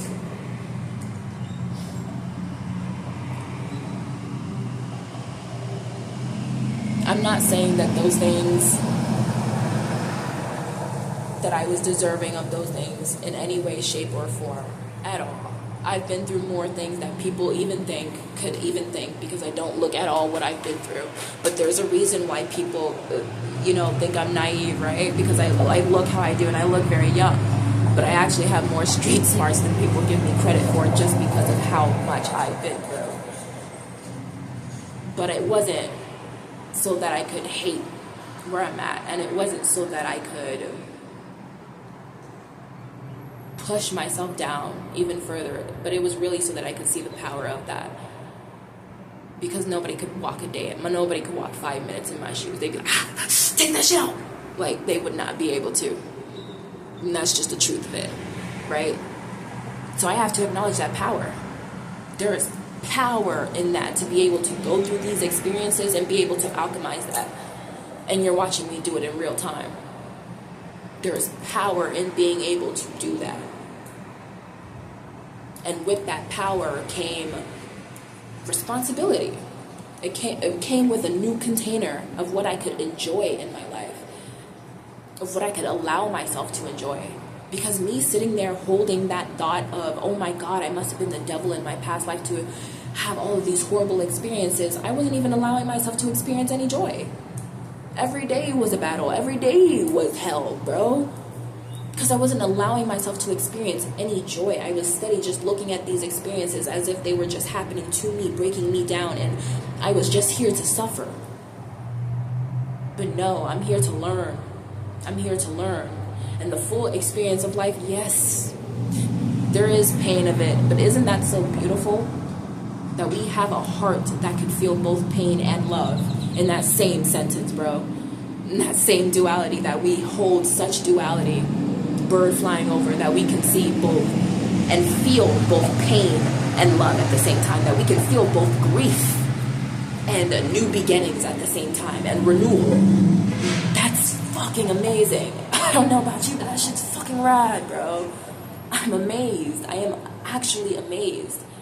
And that's what I can take from this. That's what I can look at. My power, my strength, and all of the things that I have learned from that. Not that I deserved it, but that each one brought me to a point where I know now what I do deserve. And I'm not willing to settle for anything less. The birds are flying crazy. It's so cute. I know now that I'm not going to settle for anything less just because of that. I know what I actually deserve. But just that right there, it didn't just set the tone for me, right? This is what generational curses are all about. So not only am I changing all of this for me so that I can live a beautiful, magnetic, blue car and red car, so I can live a beautiful, magnetic, and luxurious, blessed life, but because I'm doing this, I'm completely cutting off all toxic ties. I am completely breaking off all generational curses so that the next person that I choose, right, to create a life with, right, and I create that next family and my kids, they don't have to go through that. They can have their own experiences and their own lessons, and they will have their own experiences and their own lessons completely separate from what I have been through. But they will not have to break these same curses that I am breaking today, that I will break tomorrow, that I have broken yesterday. They won't have to. So that they can come through in that life and naturally experience the pleasure and the love of the very things that I was too blind to see myself early in my life. It's not just about me. It's bigger than me. And as I do this, at the very same time, I just know, without a shadow of doubt in my mind, that someone, even if just one person crosses this message, that they will indeed feel the same thing.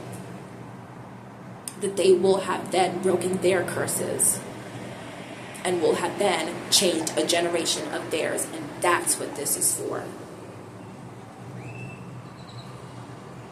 Domino effect, baby. So now that we've done that, we've talked about all of that, and you have been here, and I know that this is probably more than 2 hours long. I don't give a fuck. Shadow work, why am I going to sit here and put time on it when it's called Shadow Work Tarot? Why am I going to rush through something that's called Shadow Work Tarot? The hell? Be fucking for real, Cheyenne. The hell? Take your time and allow yourself to do that. Who will stay, will stay. Because they're willing and ready to work on themselves. Because they're willing and ready to let this go. Because they're fucking interested. So let's cross this shit out. Okay? We've crossed out 1 through 5, y'all. It's the last one. Let's cross it out. And it signifies becoming of service to myself now. But also, I want to talk about something, because before I even finished this list, before I even finished this entire list, I had pulled cards. I want to talk about it. We had photoshopped. I know you know what that means, because we talked about it earlier. Toxic love.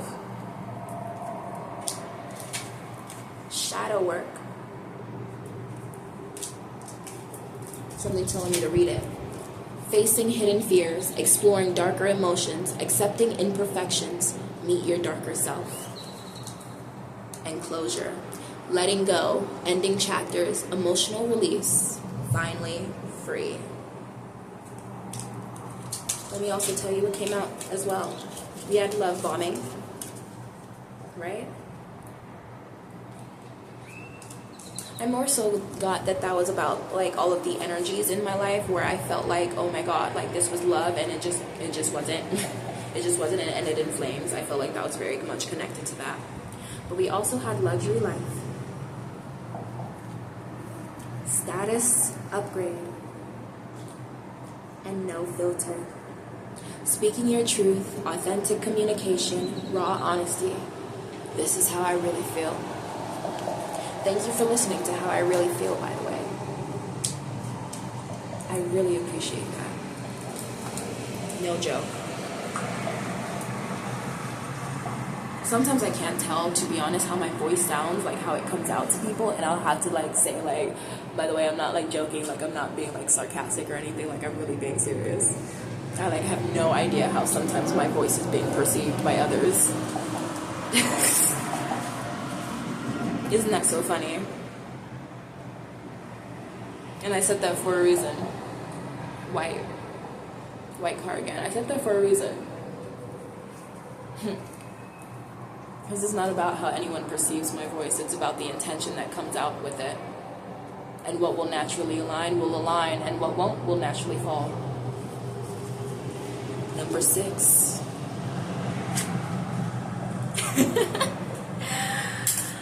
You ready for the ritual, baby? Because now we are about to go. Okay. Yep. We've debunked all of them. We've crossed all of them out. We've been absolutely, completely vulnerable and honest today in a way that was just wild. So let me tell you what we do. We're going to burn this. I'm going to burn the fuck out of this. I'm going to burn it up. It doesn't exist anymore. We just debunked these. So they no longer exist in our reality anymore, right? This is now an old timeline. I know someone had commented prior and they were just like, I just don't believe you. I just don't believe that you don't have those limiting beliefs anymore. Trust me, baby. Limiting beliefs still come up, it's just different ones. Once we go ahead and write these out and name the fears and debunk them, they no longer exist in our reality, and that's perfectly fine. Some doubts may come up, but you have to acknowledge yourself that no longer exists, and the only reason why it's coming up is because you're already in that new version. Period. So what we do is I'm going to fold this away from myself. If I was writing something down to manifest and I wanted to attract it, I'm going to fold it towards myself, right? Fold the paper towards myself. But if I am writing something down that I want to release and let go of or dispel, I'm going to fold it away from myself, okay? So that's always very important when you're doing that. So I fold this away from myself, but I'm going to go ahead and turn this way because I don't want to fold it towards you. Just want to be really intentional right now. Okay, so I'm folding it away from myself. I don't remember if I just yeah, I'm gonna fold it twice. Turn it over, away from myself. Perfect. I have my bowl here, okay? So what I'm gonna do is I'm actually gonna stop the video because I want you to physically see me burn this paper the fuck up so that you can release that as well, okay? I first want to thank you for closing out this cycle with me. Thank you for collapsing this old timeline with me, for doing this ritual for me, for being present and for being yourself. I thank you so much for just being here and for existing at the same time as me. Thank you. Let us begin. I collapse the old timeline for a new one to begin. I am worthy now, like I was worthy then. Now that the old timeline no longer exists, abundance flows to me to no end. Let's light it up. I can't even fucking see. The way that I'm holding this, y'all would not believe.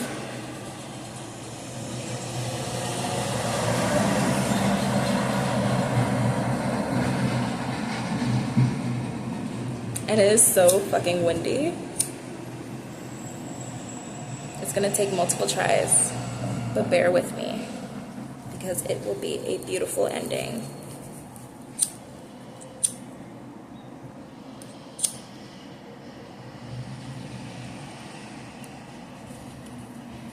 I'm like, work with me, work with me. Work with me, Spirit, work with me.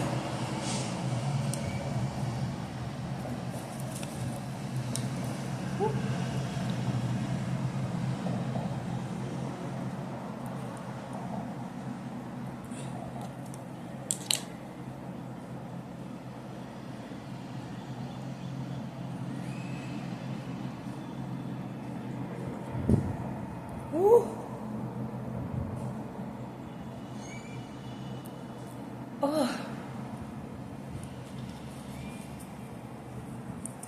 Don't y'all worry. Shit. Thank God I'm doing this bitch outside. Fuck. This is so fucking real that it's like not even fucking a joke. The realness of this is like crazy.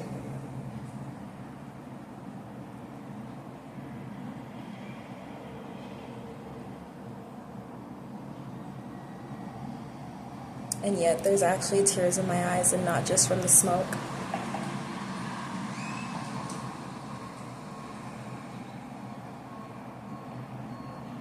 Y'all be safe. I do not recommend this. Look at that burn though.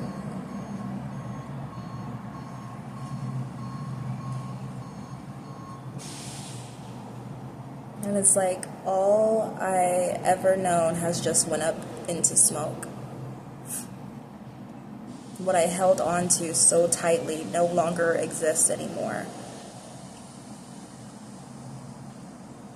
It's been transformed into something new. And see, that's the thing. Energy doesn't die, but it is transformed.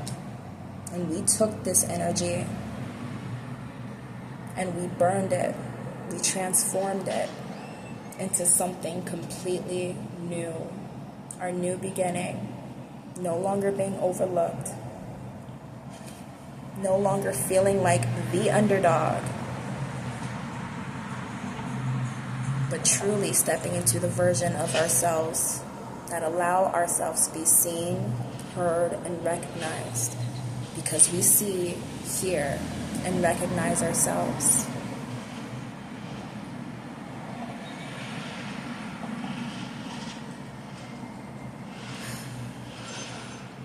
I'm just taking a breath.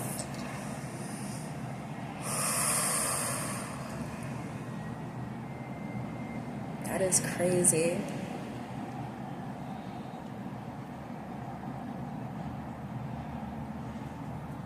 You can still see it burning.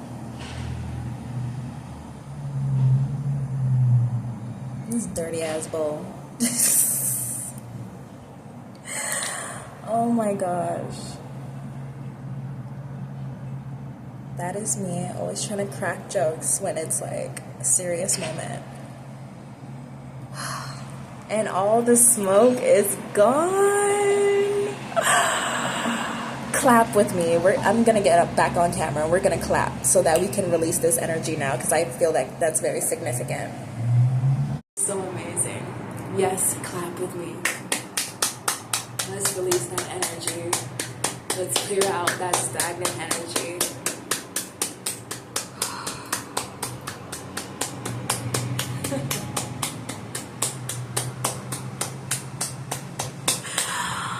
Oh my God.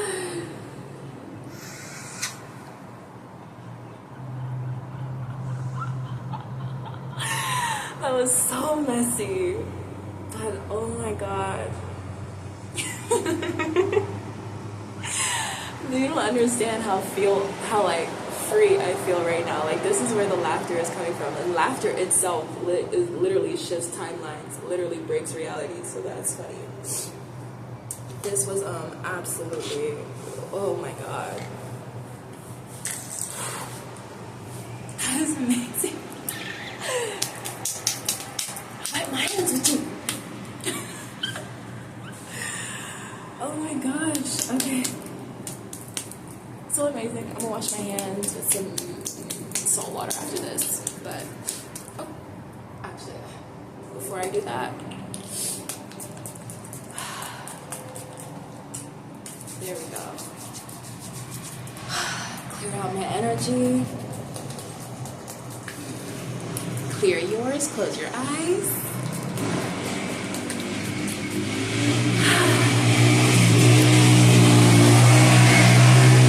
Motorcycle. And guess what color it is? Navy blue, the same color as the candle. Things are about to speed up. You know what? Let's close this off with a message. I wasn't going to do that. I was just going to let it be the shadow. Or again, like the tarot cards that I had previously pulled. But let me actually pull out the tarot. Well, not the tarot, but the oracle.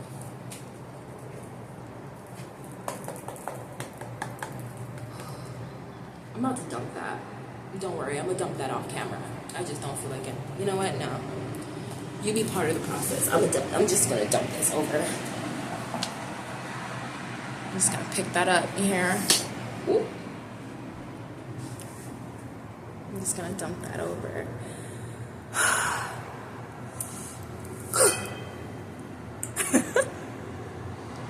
And I allow the rest of that energy to be transmuted by God into the highest light of all, the highest good of all, harm to none.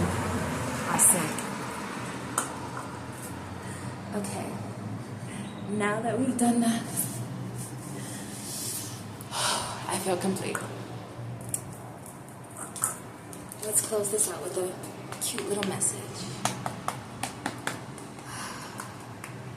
And now the pathway we have opened. Talk to me next. No way. Brand new. Brand spanking new. Oh my god. Fresh beginnings, reinventing yourself, new ventures. Watch me shine. If that's not confirmation, booked and busy. This is literally what we just opened up. I'm telling you, this is how that subliminal works. This is how it works. It is a process, all right? Some people think that, oh, a subliminal is just, you know, it's just going to work instantly in this, like, 3D type of way. Most of the time, the subliminal is working on a very deep subconscious level first. And so you'll notice, like, okay, I'm watching the subliminal about clear skin, right? But I woke up the next morning and my skin wasn't clear. However, you may then be attracted to products that do clear your skin. You may then be attracted to someone who owns an apothecary and they do natural products for your skin, which by the way I do. But you may be attracted to someone who like knows like the tips and tricks for your skin, you know, or someone who's dealing with the same issues who they went and got it checked out and now they're doing like there are certain different paths, not even certain, there are many different pathways that can go where the subliminal starts working. And so don't sit there and shut a subliminal out thinking, oh my god, like it's not, because it's a very powerful shift and it will work on an identity level first before it does in the 3D. Not all the time, but actually yes, all the time. But sometimes there is just no like resistance, right? Like sometimes there is no, it needs to work on a subconscious level because it's already been worked on a subconscious level. Like this is something that you already decided. This is something that you already know, right? And so then the next step is the 3D reality. But 10 times out of 10, it's your subconscious. That's too much. You have to let it go. Side hustle. Ooh. Unbreakable. Payback. Okay. Let me get a few more. This just made me so happy. Unbothered. Peace despite chaos, calm attitude, detachment from negativity, not my drama. Right? And in that way, right? In that way, detachment from negativity, that's also detachment from projections, right? Someone projecting onto you something that you don't actually align with, that is negativity. Someone trying to, you know, force you to do something that you necessarily don't want to do, that is negativity. People arguing about your purpose or where you're going to go, that is negativity. Or what you're going to do next with your funds, with your money, with what you got, that is negativity. So it's like, finally, nah. We're in our own energy now. Unbothered. Alright, one more.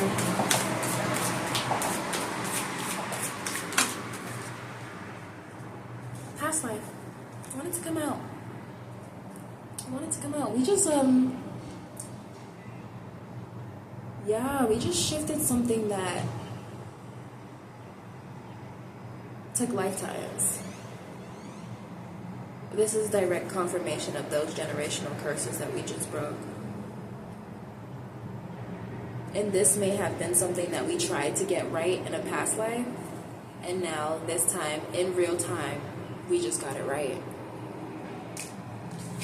So that karmic payback. Period. Period. And you already know that we had luxury life from the get-go. And status upgrades. So it was already set in stone before we even finished this. Which is direct confirmation of you don't have to be perfect to be worthy. I was already worthy of the luxury life and the status upgrades before I even did the shadow work. Before I even completed the shadow work. I was already worthy of that. That was already something that was set in stone for me. That was already my path. What came out after was just a confirmation. That is direct confirmation of you do not have to be perfect to receive what you desire. It was already set in stone for us. It was already set in stone for us. And now we're about to receive it wholeheartedly and with even more joy than we would have, because now we have the capacity to fully enjoy it. I love this. I love this and I love you. So thank you for staying. If you even stayed until this long, which you know what, I don't know why. There's a little small sliver of doubt that doubts that, but you know what? Ain't that what's happening?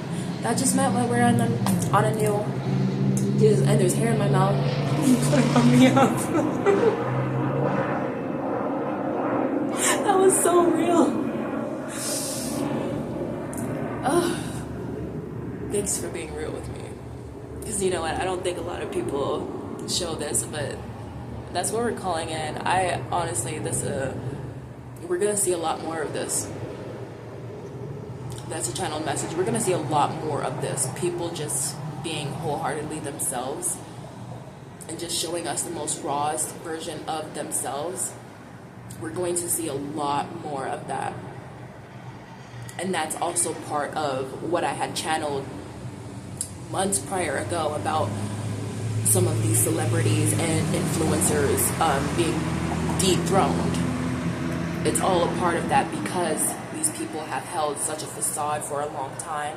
It's time for what we call the underdogs to now make way for this new beginning where things are genuinely built off genuine energy, a genuine energy exchange. The underdog never stays the underdog, do they? They always become the hero, don't they? They always come out on top. So, you don't gotta stay underdog. With that being said, I'm going to end this message right here. Thank you so much for listening. And we have a school bus to exit out this message so you know that that wealth and that abundance is coming. I know that's right. Okay, so if you enjoyed this message, thank you for tuning in. I do have personal readings available. It's not just, a certain thing. And you don't even have to come up and show up knowing what exactly you're trying to work on. Sometimes you're looking for guidance and the message will come right through as you need it. So in those personal readings, we work on love, we work on career, we work on just personal habits, personal growth. We work on self-esteem, we work on confidence. We work on finances, family issues, literally whatever you're going through, because every situation is different. That's why I specifically did not do categories of love readings or career readings. I just kept it as personal readings because your path is personal to you, and I am wholeheartedly open to co-creating that safe space with you to define that path. Leave with clarity, leave with more abundance than you left with, leave with more wealth in your pockets, because that's what you deserve. And then on top of that, my website spell-coded. I also have subliminals.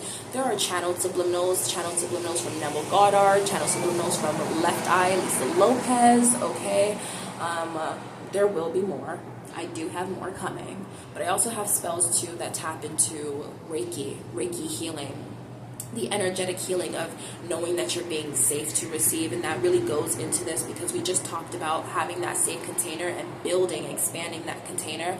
I created that Reiki subliminal specifically after I expanded my container in Montana. So I created that from that healing, from that work of just having that, expanding your container and feeling safe enough to receive and be worthy of all that you desire.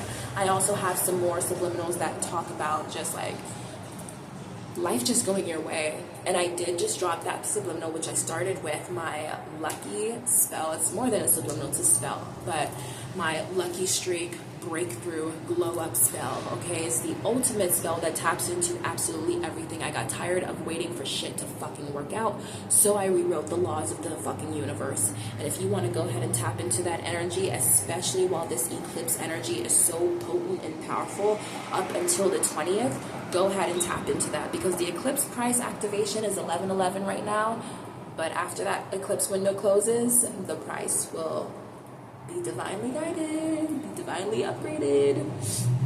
But other than that, I am so thankful that you are here. Tap into my links. I will have them all down below. You already know I have my free Substack series that you can tap into, where trauma is literally built into the home of success. That is an ongoing series that we are working through, but it dips into that shadow work. We don't bypass anything. We go through the actual emotions before we actually hit. Just like this whole process has been alchemization.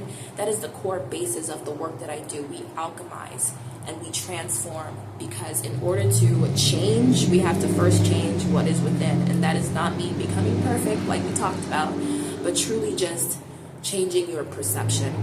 That is all that it is. So we do a lot of that work here.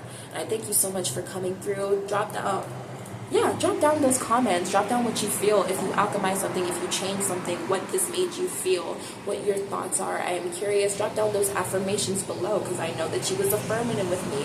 Okay, drop down your own affirmations. I'm seeing both red and a dark gray card that just went by together. Okay, so those are your colors. Those are your colors. We have red, dark gray, white, another, literally, oh my god, a literal another gray fucking car, and a red one just passed by again. Those are your colors for real, significant.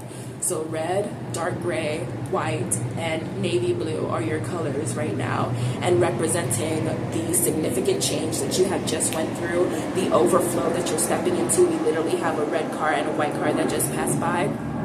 I'm not even gonna fuck with you. So that is literally confirmation. You are stepping into this new reality. That red and white passing by at the last was a direct confirmation of the new reality, right? Because red represented being seen, being confident, being heard, being bold, and taking that initiative on yourself in that action, right? Also represents that fire energy and that Mars energy. We have another white one coming up, so I'm very called to talk about it. So that right one, we also talk about like purification, it's healing, it is new beginnings. And I also associate white energy with like spirit, divine spirit force. So we know that we just tapped into something pure, sacred, and we know that we just created a whole new beginning for ourselves. White is also connected to that new beginning. So that's what we created for ourselves. That's what we tapped into, and we just changed and shifted something monumental and something ancient, okay? That's why this past life card came up, because we just shifted something ancient, and we're using this with the eclipse energy. That is hella fucking powerful. You are powerful. Please congratulate yourself. I'm gonna congratulate myself, pat myself on the back, okay? Gonna eat something good, gonna nourish my body, gonna feel good, probably dance this out. And I hope that you have a wonderful, blessed, beautiful day. Thank you for tuning in, and I hope to see you again soon. Bye.